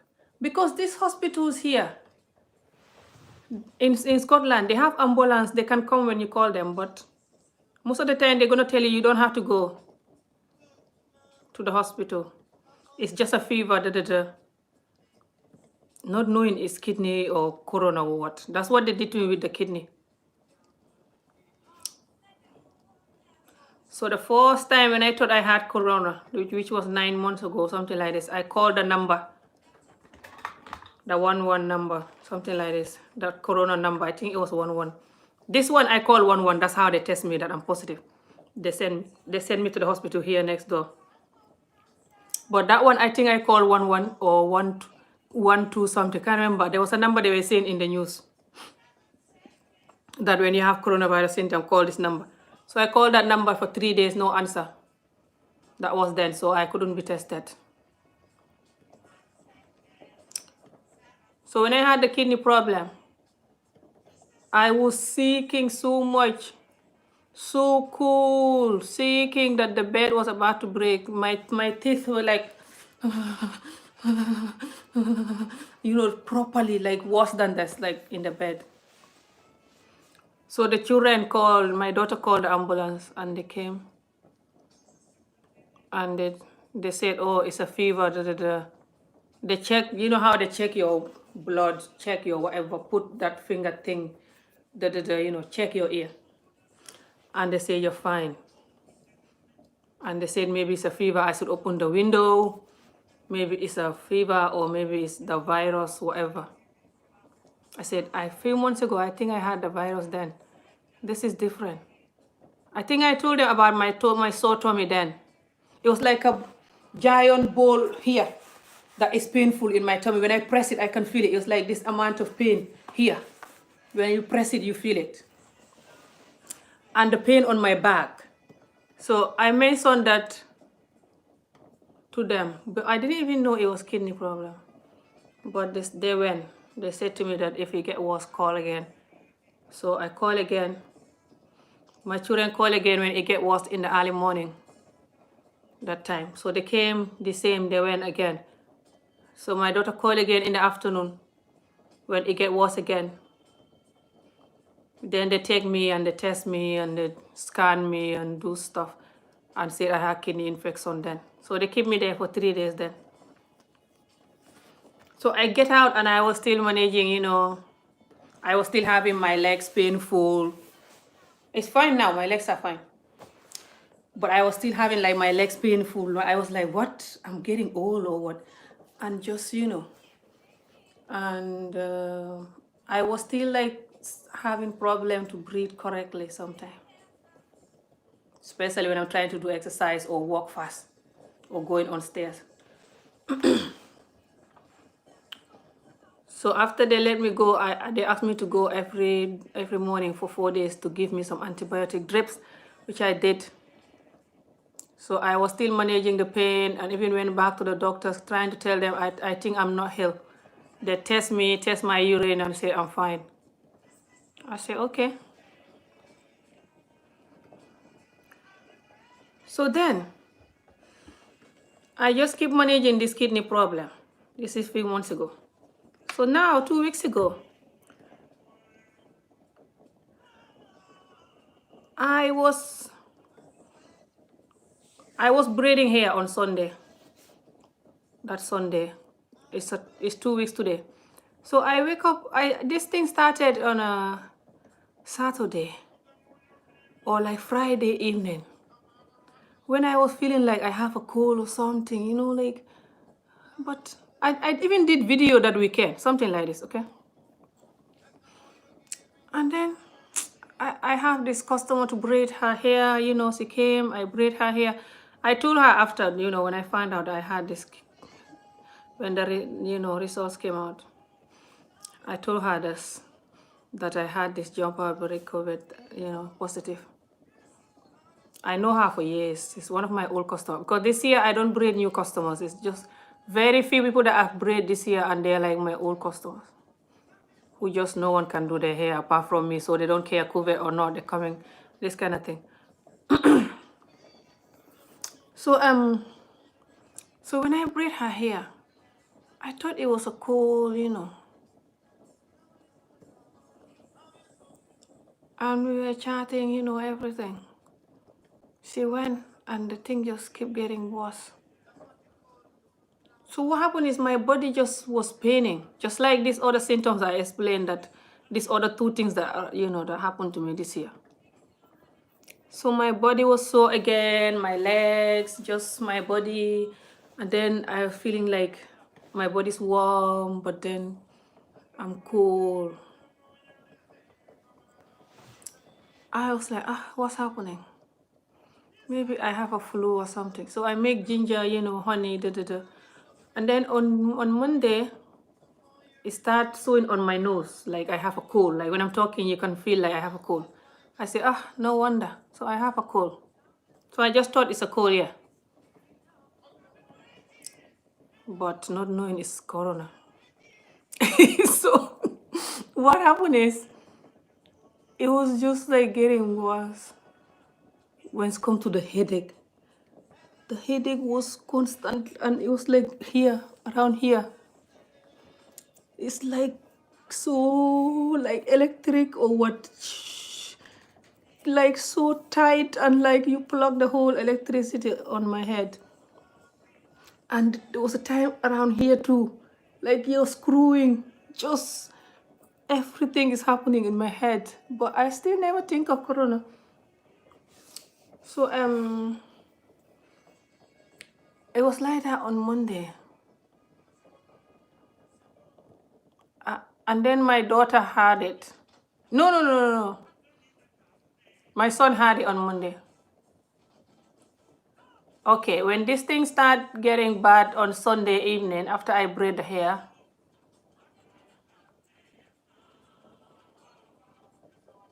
then my son said to me, I'm gonna sleep with you in your bed because I don't want this to be happening like what happened to you with your kidney problem. You're not well at night and we're sleeping. Because my kidney problems, it was making me sick. Remember how I explained it? So he saw that and he was scared because me, I'm normally healthy. It's just this year. My children never seen me unwell or whatever. Normally when I have a cold, it's not serious because I'm not healthy, but I like both. Like I like a lot of healthy stuff. So I'm quite healthy my whole life. So my son said to me, I'm gonna sleep with you here. I don't want to go to my room in case something happened. Not knowing that it's corona. He had it. So he slept on my bed on Sunday. And on Monday we wake up. He didn't have any symptom. He have his symptom on Tuesday. So on Monday I still don't know it's corona. I was like, this cold. I didn't believe it's cold. Because then I can talk like I have cold, and I was feeling like something here on my chest. Then I was not coughing yet, but I was feeling like a cold something here on my throat or something. I don't have the breathing problem like the first one I explained, no. So, but I was having my sore body. So I just leave it like that. And then on Tuesday, my daughter start having it too. But I just give them hibiscus. I tell them to make hibiscus or ginger. I thought it's cool. They did that. Their one is not serious at all. So the next 2-3 days, they're fine. They never make them lie in bed or nothing. It wasn't serious. They're still wandering around, doing stuff. So then, few days later, my one is just getting worse. The paracetamol I get from the neighbor is finished. I order some paracetamol from Asda with the sopping and some ibuprofen because of my sore body. I keep drinking. Even me, I don't like painkiller, but I keep drinking it, nothing. When I drink it, nothing will happen. It's like I've not drink nothing, guys. I will drink the painkillers, 2 paracetamol with 2 ibuprofen. I will drink it and the headache is still like nothing is happening. I'm like, what the hell, man? What kind of a stubborn headache is this? So I still didn't know it's corona. I just kept taking ginger and stuff. Because I believed that I had the corona then, long time. You see? So I wasn't thinking that I had corona now or what. So how I end up being tested is that when the whole thing was 1 week and it's still not stopped. So the next weekend again, and I'm still not, but this time I was coughing. The next weekend, then I start to cough when I'm talking. I couldn't talk like this at all. You know me, I'm a joke. Hadi is my mom. Me, I can talk all day, mashallah. But then, even to talk to the children, I start coughing. The moment I start saying, Adi, I'm like, Adi, Fatu, please. This is how I was like. I still wasn't thinking it's corona. Now I'm thinking I'm crazy. Why was I thinking it's corona? Anyway, so it was in the weekend. On Saturday, I called the 11 number. No. I called the 99 number. I asked for ambulance. I tell them, me, I'm not well for almost a week now. And my whole body is paining me. Just, I don't know what's happened. I think it's my kidney problem. Yeah, I remember telling them this. I think it's my kidney problem and I'm scared. I don't want to die. I have children, But even then, I couldn't talk clearly like this. And I was coughing when I was talking. And then I think the person in the ambulance person tell me that, no, it's no need for ambulance to come. But I think you might have COVID because you're coughing. And according to what you told me, you know how they ask you what's wrong with you and you explain. They make me think that maybe it's COVID. I didn't even know. I was like, you're right. Maybe it's COVID. I'm coughing. It's crazy, guys. I'm still coughing, but I hardly cough now. But... So then she told me, call 111. And then I called 111. No, when she told me to call 111, it was on Saturday. I'm like, I did not call any 111. So I leave it until in the evening, and it's still the same. And then I call 111.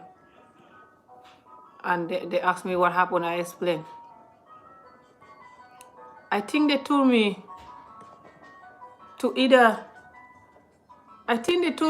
to call back when it get worse, something like this. But they didn't just send me to do tests straight away. And I called back again on the Sunday, the next day. And then I tell them that it's still the same. My headache non-stop. I'm coughing, just explain. Then my mouth. I couldn't taste nothing. It's just now that it's fine. Not completely fine yet still. Then my mouth, I couldn't taste nothing. But the first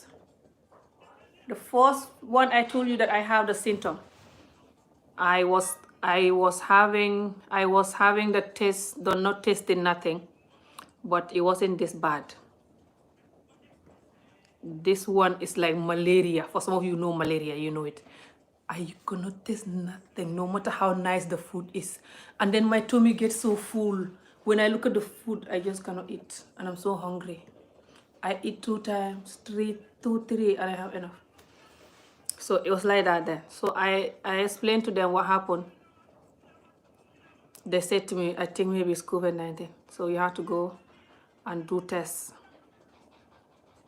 So they sent me to the hospital next door here. I went, and the hospital did test for me on a Sunday. But this hospital never tell me my results until Thursday. That day when I post that picture, it's on Thursday. And I have to call them to find out the results, and they're not even bothered. They're just sitting there with their cup of tea with my results. Because, but what they did I like is that on Sunday when I call, then they send a taxi. The woman said to me that, okay, you're going to go to the hospital and do some tests, Western General, but can you walk down or you want me to send a car to take you? I said, okay. So they sent a taxi. And the taxi guy never even wear a mask. Now I'm thinking, the taxi guy never wear any mask, guys. But I was wearing my mask. And the taxi guy came to pick me here, take me to the hospital, to the emergency, the emergency side of the hospital. Accident and emergency, something like that. I went there. They asked me to stay outside waiting. That time I was really tired. My whole body was so sore and weak. I couldn't even stand up. So I waited there for so long.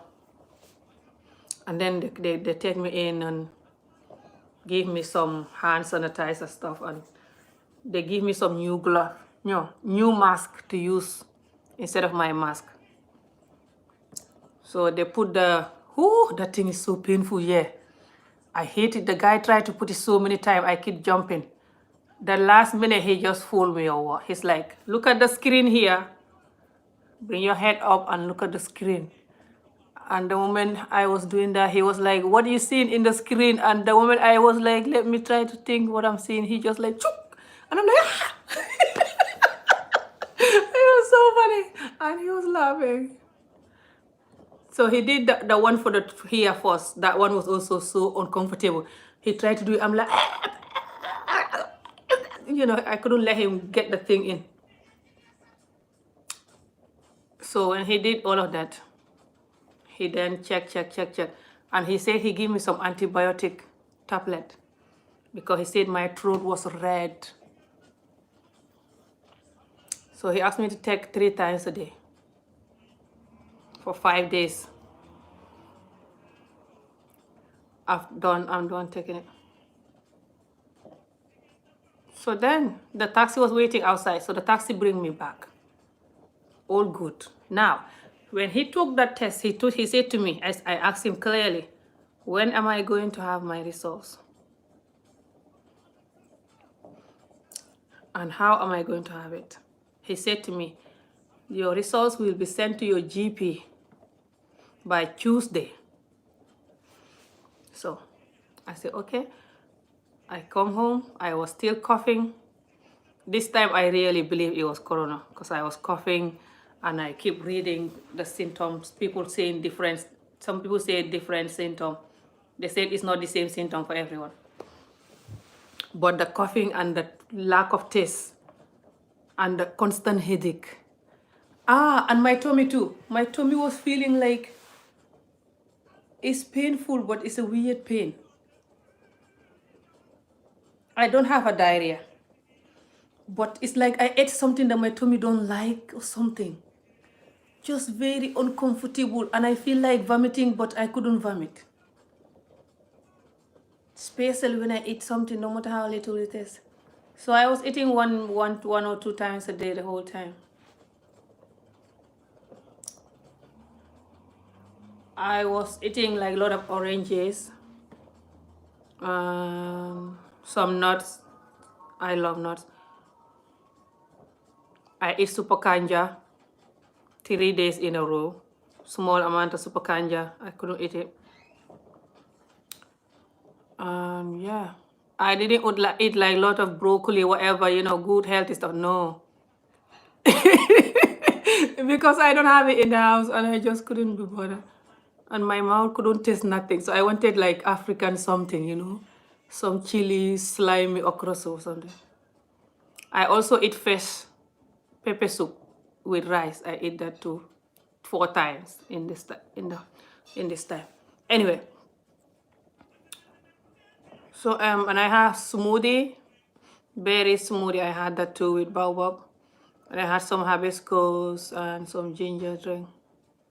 And I did a lot of steaming, but I didn't do it as much as I should.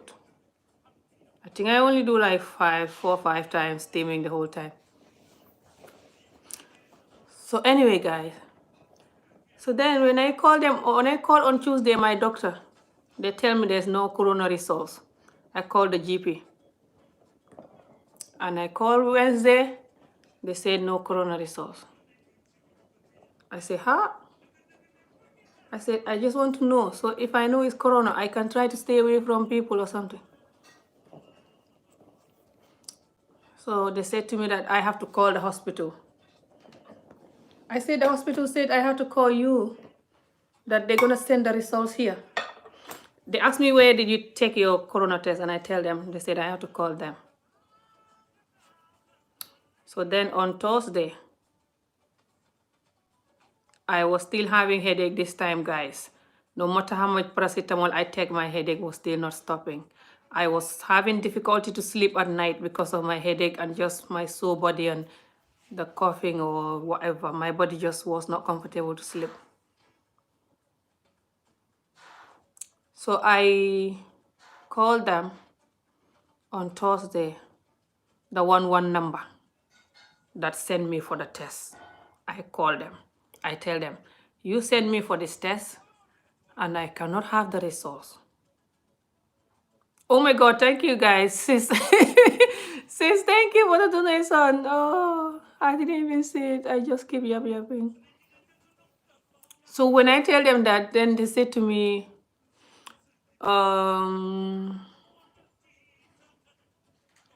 they said to me what? Yeah, they said to me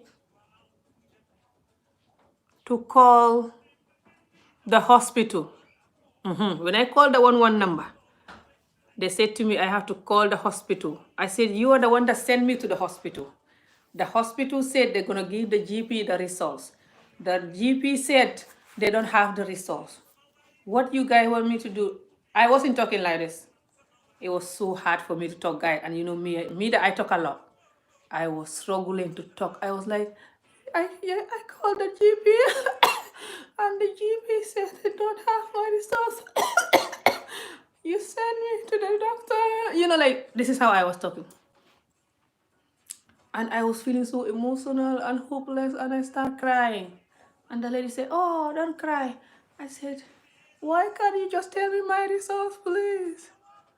And she said, oh, don't, wait, I'll help you find out. She said, what hospital is it? And I told her the name. She said, let me call them for you. Hold on. She asked me to hold on. She called. And the hospitals tell her to call, I don't know what number. Something like this. She tell me, wait. They said I should call this other number. So she said, I'm going to call the number and I'm going to connect you with them. I said, okay. So she connect me with them. And then they said, oh, you're all right. No. That's the first English person that answered the phone. This hospital was a Scottish woman that answered the phone. She's like, we've got your results here. Like, your results are actually positive. You're positive with COVID-19, Amy. I'm like, fine, why didn't you tell me the whole time? I was not scared at all. I don't know why. But because then I was like, who cares? I just want to know what happened. I'm dying here. So she said to me that, yeah, your results are actually positive. I'm like, so why didn't you tell me? So people saying that, you know, they normally email you with your results, whatever. No, me, they never do nothing. I have to chase them for these results. So I didn't like that part. But I like the fact that they sent a taxi to help me. So if you are a taxi driver, or you have a husband that is a taxi driver, or anybody you know, listen to me before I go. Tell them to wear mask. The taxi driver that came to collect me, he never wear mask. Take me to the hospital to do my test, bring me back, no mask. I have mask, but he have no mask. So please, if you're a taxi driver, wear a mask. You don't know the person you're taking. What's wrong with them? Anyway, I believe that even if you have COVID, if it's not your time to die, you won't die. But so that's how I find out I have COVID, guys. And then when I tell them, when I say, okay, what's going to happen to me now? They say, nothing. You just stay there. If your symptoms are getting worse, you cannot breathe, you call us. You call the 111 number again. But at the moment, just take some ginger, lemon, whatever. Do your research online. You will see a lot of tips. Go on the NHS website, something like that. I'm like, fine, the barrage. So I then just like tell my children I have COVID-19. Because then my children already suspect that it's COVID-19 with the way I was coughing so bad. So yeah, guys, this is how I find out that I have COVID-19. And yeah, I'm very, very extremely better since yesterday. But I'm still not 100% healed yet. So, but Absolutely better. As you guys can see me, I've been yapping here the whole time like nothing is happening. So yeah, good luck to everyone, and I pray none of you should have it. Oh, thank you, sweetheart. European countries have been given HIV through medicine. Holy Creator isn't only that can expose them. I hate this wicked system. People say they do that they give it to people through medicine. Is that true? How true is that? Human beings. I believe it's possible that, because some people think that the people are too much in this world, that the people should be reduced, but they don't want to reduce themselves.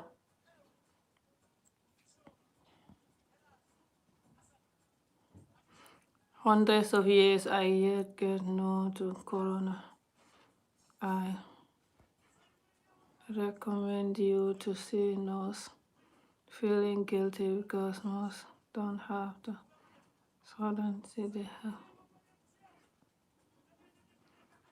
I happen to stumble upon your channel.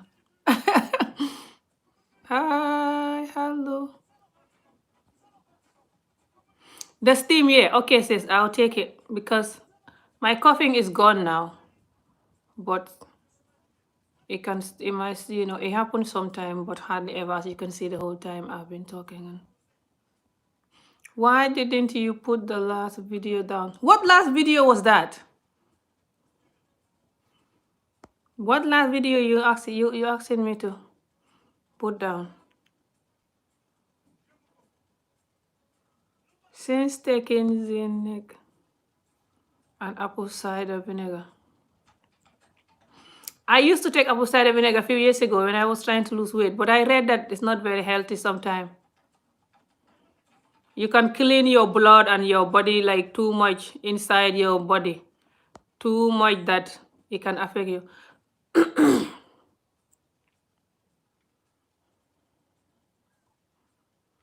Kidney stone. Yeah, they said something called kidney stone. I like the fact that it's making me not hungry a lot. You know me, I like food. So I'm hoping to continue training my body to eat small portion. Because before this COVID-19, I was already eating one meal a day. Well, 2 meals a day, like a smoothie or something. And then dinner, and that's it. So that's how I've been doing it. And then this thing arrived and make it even worse. I can't eat much. When I eat small, I have enough. So I like that about it because I love food. I don't know how to eat small, especially when I like the food. My worst enemy. But I also like the fact that it kind of like make me unlock this door or something. I don't want to be too excited, but for the last 4 days now, it's like I'm in this new world. I'm just like, I think because there was a time I was very hopeless and emotional. There was 2 days in a row that I was feeling hopeless, pain, and tired. I wasn't tired of the COVID-19 or anything. I think this is before I even find out I had the results. I was just tired of the thinking that I was tired of this little Amy that I was carrying that I explained earlier on. So when I let go of the little Amy, it's a long story. I have to do a special video for the little Amy if you guys want me to do that, for you to know what I mean. Some of you know, but anyway, guys. It's crazy, but it's like, it's amazing, but it's crazy. Please stop spreading lies. They did virus out there. It is flu. What? Of take care of yourself. I mean, you need to be around for your kids. What spreading lies, especially from age 60 above? If you go into the hospital, goodbye to your loved ones. Oh, Okay, for any of you that watching this video and you have somebody that with underlying condition or whatever, try to buy Baobab. Corona or not, Baobab is your number one best friend. Baobab powder from Amazon, organic Baobab powder. It's not cheap though, but it's good. It's like 17 pounds for 1 kilo, or sometimes even more than that. You can get it from Africa also if you know someone coming from Africa. Drink the Baobab, eat it with your porridge. Sister, where are you chatting from? Me, I'm talking from this boring Scotland. Edinburgh, the capital city of Scotland. So yeah, me, I love baobab and hibiscus and stuff, corona or not. So I guess it's not like I'm healthy, but I love healthy stuff as well as I eat bad stuff or I overeat rice. So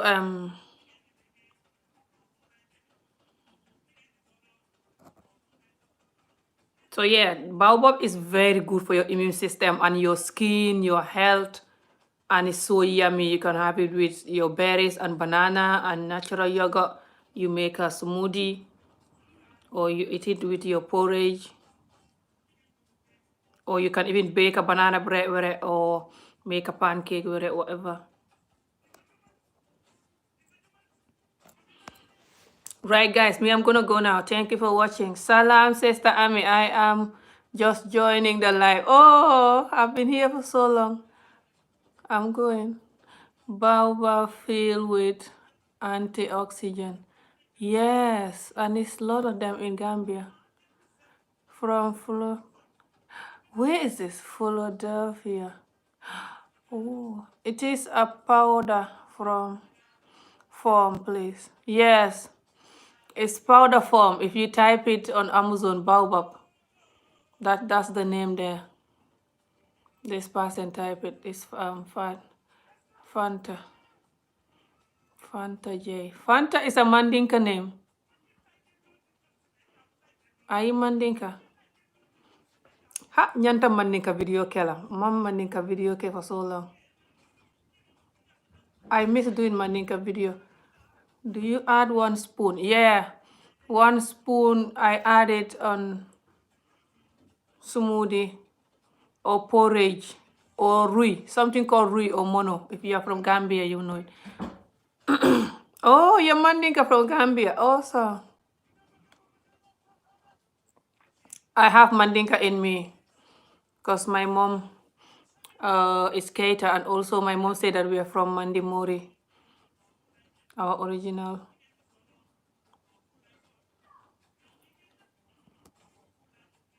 But my sister, her husband is Mandinka, and all her children, they cannot even speak good Wolof. And my sister, her Mandinkas are way better than me. She was always scared, thinking I'm gonna die. Oh my God, my sister. When she find out I have the corona, she couldn't eat or drink for 3 days. I was more worried about her. Bless her. Right, guys, I'm gonna go. Thank you for watching. Stay positive with whatever, corona or not. I pray this whole world will just heal randomly and just.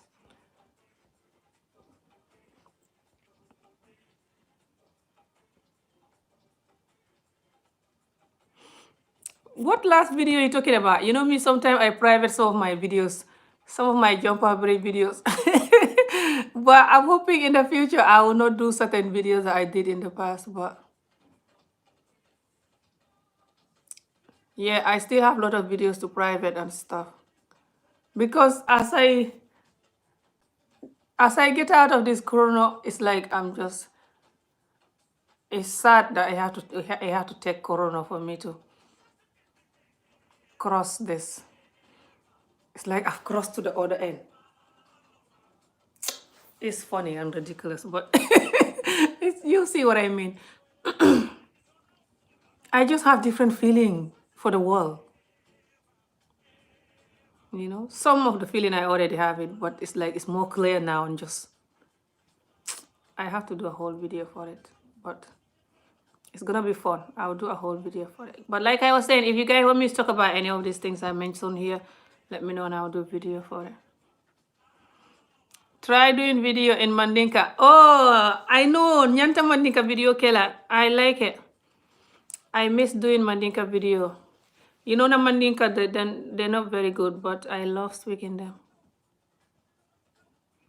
Ngamwele Adama Barrow, you know, analogy jump our barrage campaign and stuff. The whole Gambia, they're trying to launch Adama Barrow a new political party and going crazy. They have to be careful. This corona is real. Thank you for info, Tombi. I am happy that you are getting better. Thank you. I'm going to try to drink painkiller because I've been talking for so long, so I have a headache now a little bit. But yeah, my body is a survivor, guys. So my body overcomes things, you know, mashallah, I should thank Allah. But don't be too scared. But protect yourself with this virus. But don't be too scared. Just know that when it's not your time, nothing gonna happen to you. Enjoy your content. Always love you and take care of your mental health. Yeah, the job of mental health is a nightmare. There is a lot on it on Amazon, and I can't decide. I will read it. I know. When it's a lot of things, you cannot decide. Just look for the one that have like 5-star rating and like organic ones. They're all organic anyway. I don't think you can make a fake baobab, but they're actually expensive, but they're so nice. Oh my God! Thank you guys. You guys are donating. You're making me so embarrassed. Thank you guys. Ami, get some rest. Yeah, I'm gonna try to rest, guys. It's very bad because I come from a family. When I go to Africa, I'll video my family this time, I promise. We just chat all day under the mango tree and stuff. To be honest, I never overdo it because I never have time to be in the house much from one married to another growing up. But I grew up no TV, nothing. We have our own TV, just yapping. It's good in a way. It makes you lay back, but for some people who get frustrated quickly and going crazy and get frustrated quickly, they don't like it. Yeah, in porridge, it's so nice in porridge. Ooh, but you have to make the porridge light because when you put the powder, it make it thick. And it's so nice when you blend it with banana, natural yogurt, and some pineapple juice. Or you blend it with blueberry, raspberry, or strawberry, or whatever. Then I don't put pineapple juice. I put some Vinto juice then. You know, the diluted Vinto. I put a little bit of that to sweeten it with the berries. Oh my God. It's so nice. I've not made one for 2 days, 3 days now. I should make one, to be honest, but not today. Right, guys, I had to go. Thank you. See you again soon. Let me know if you want me to do any of these things that I've been talking about, any of these topics. And if you guys want me to do one love topic, let me know.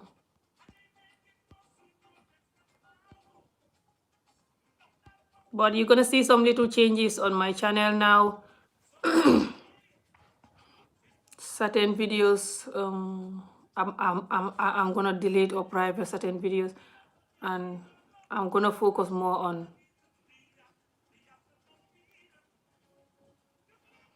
the healing. To be honest, it's very sad, to be honest, because a lot of us in this world now are broken, and we should focus more on healing, but a lot of us don't. A lot of us don't want to focus on healing. Everyone is like, who cares, who have time for that? So everyone is just focusing on other things instead. And it's very sad, to be honest, but everyone is like, you do it, I'm not doing it, you do it, I'm not doing it.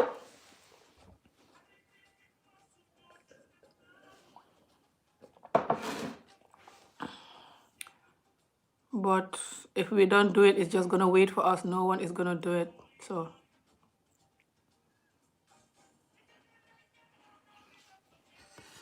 please, Ami, where are you from? In Gambia. I grew up in London Corner, Konyimodu Musa, near Tipa Garas. That's where I was brought up.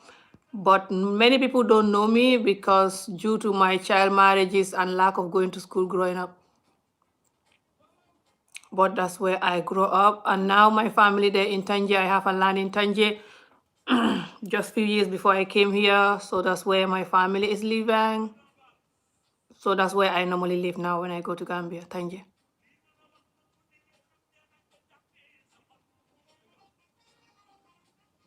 You like the baobab and the porridge. Try to make it in a pancake. The children will eat it, when you put it in a pancake or in a banana bread. Bye, guys. Ibrahim.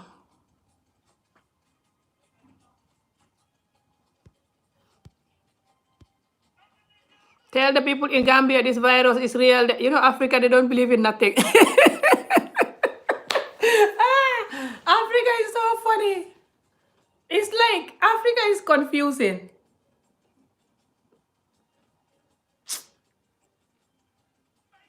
It's just like what I said earlier on. Because in Africa, when you grow up there, especially when you grow up in a poor home or average home, which most of the people are poor or average, average is still poor, but Africa average is still poor. But when you grow up in the average side or poor side of Africa, you learn to cope with pain so much. Even when you grow up in the rich side, you're still gonna learn to cope with pain so much because you're not allowed to talk about your pain. You know how you have to keep the secret. You don't talk about your business. You're not like you're going crazy talking about your problem. So then you learn to keep the pain so much that you don't care anymore. You're too relaxed with life that you don't know how to take anything serious anymore. Now, this is good, but in life, everything that good, when it's too much or when it's overly done, it can have consequences. So the consequence is that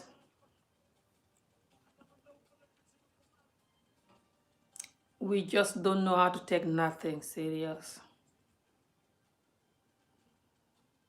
It's almost like a cost, like we cannot help it. We know when we're doing it that it's wrong, but we just like, So a lot of people in Africa, they're like, this corona is not true. They know it's true. They know people that it kills. A lot of people in my country die.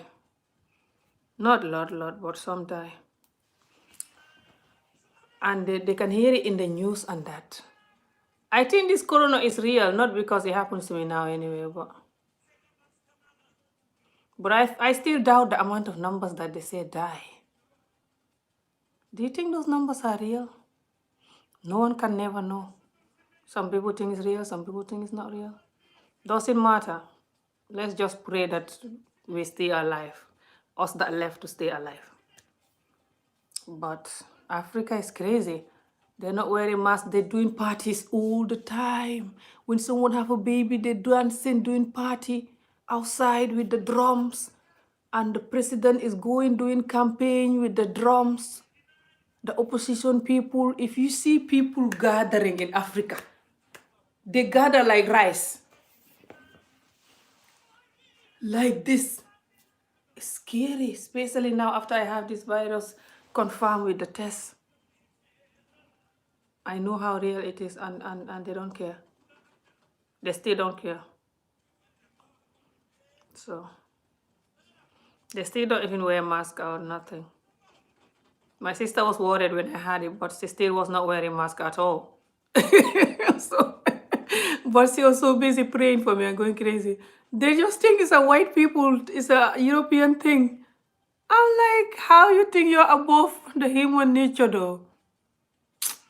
Africa is so funny and sad. Anyway, guys, I'll see you guys again. Yes, Africa is crazy.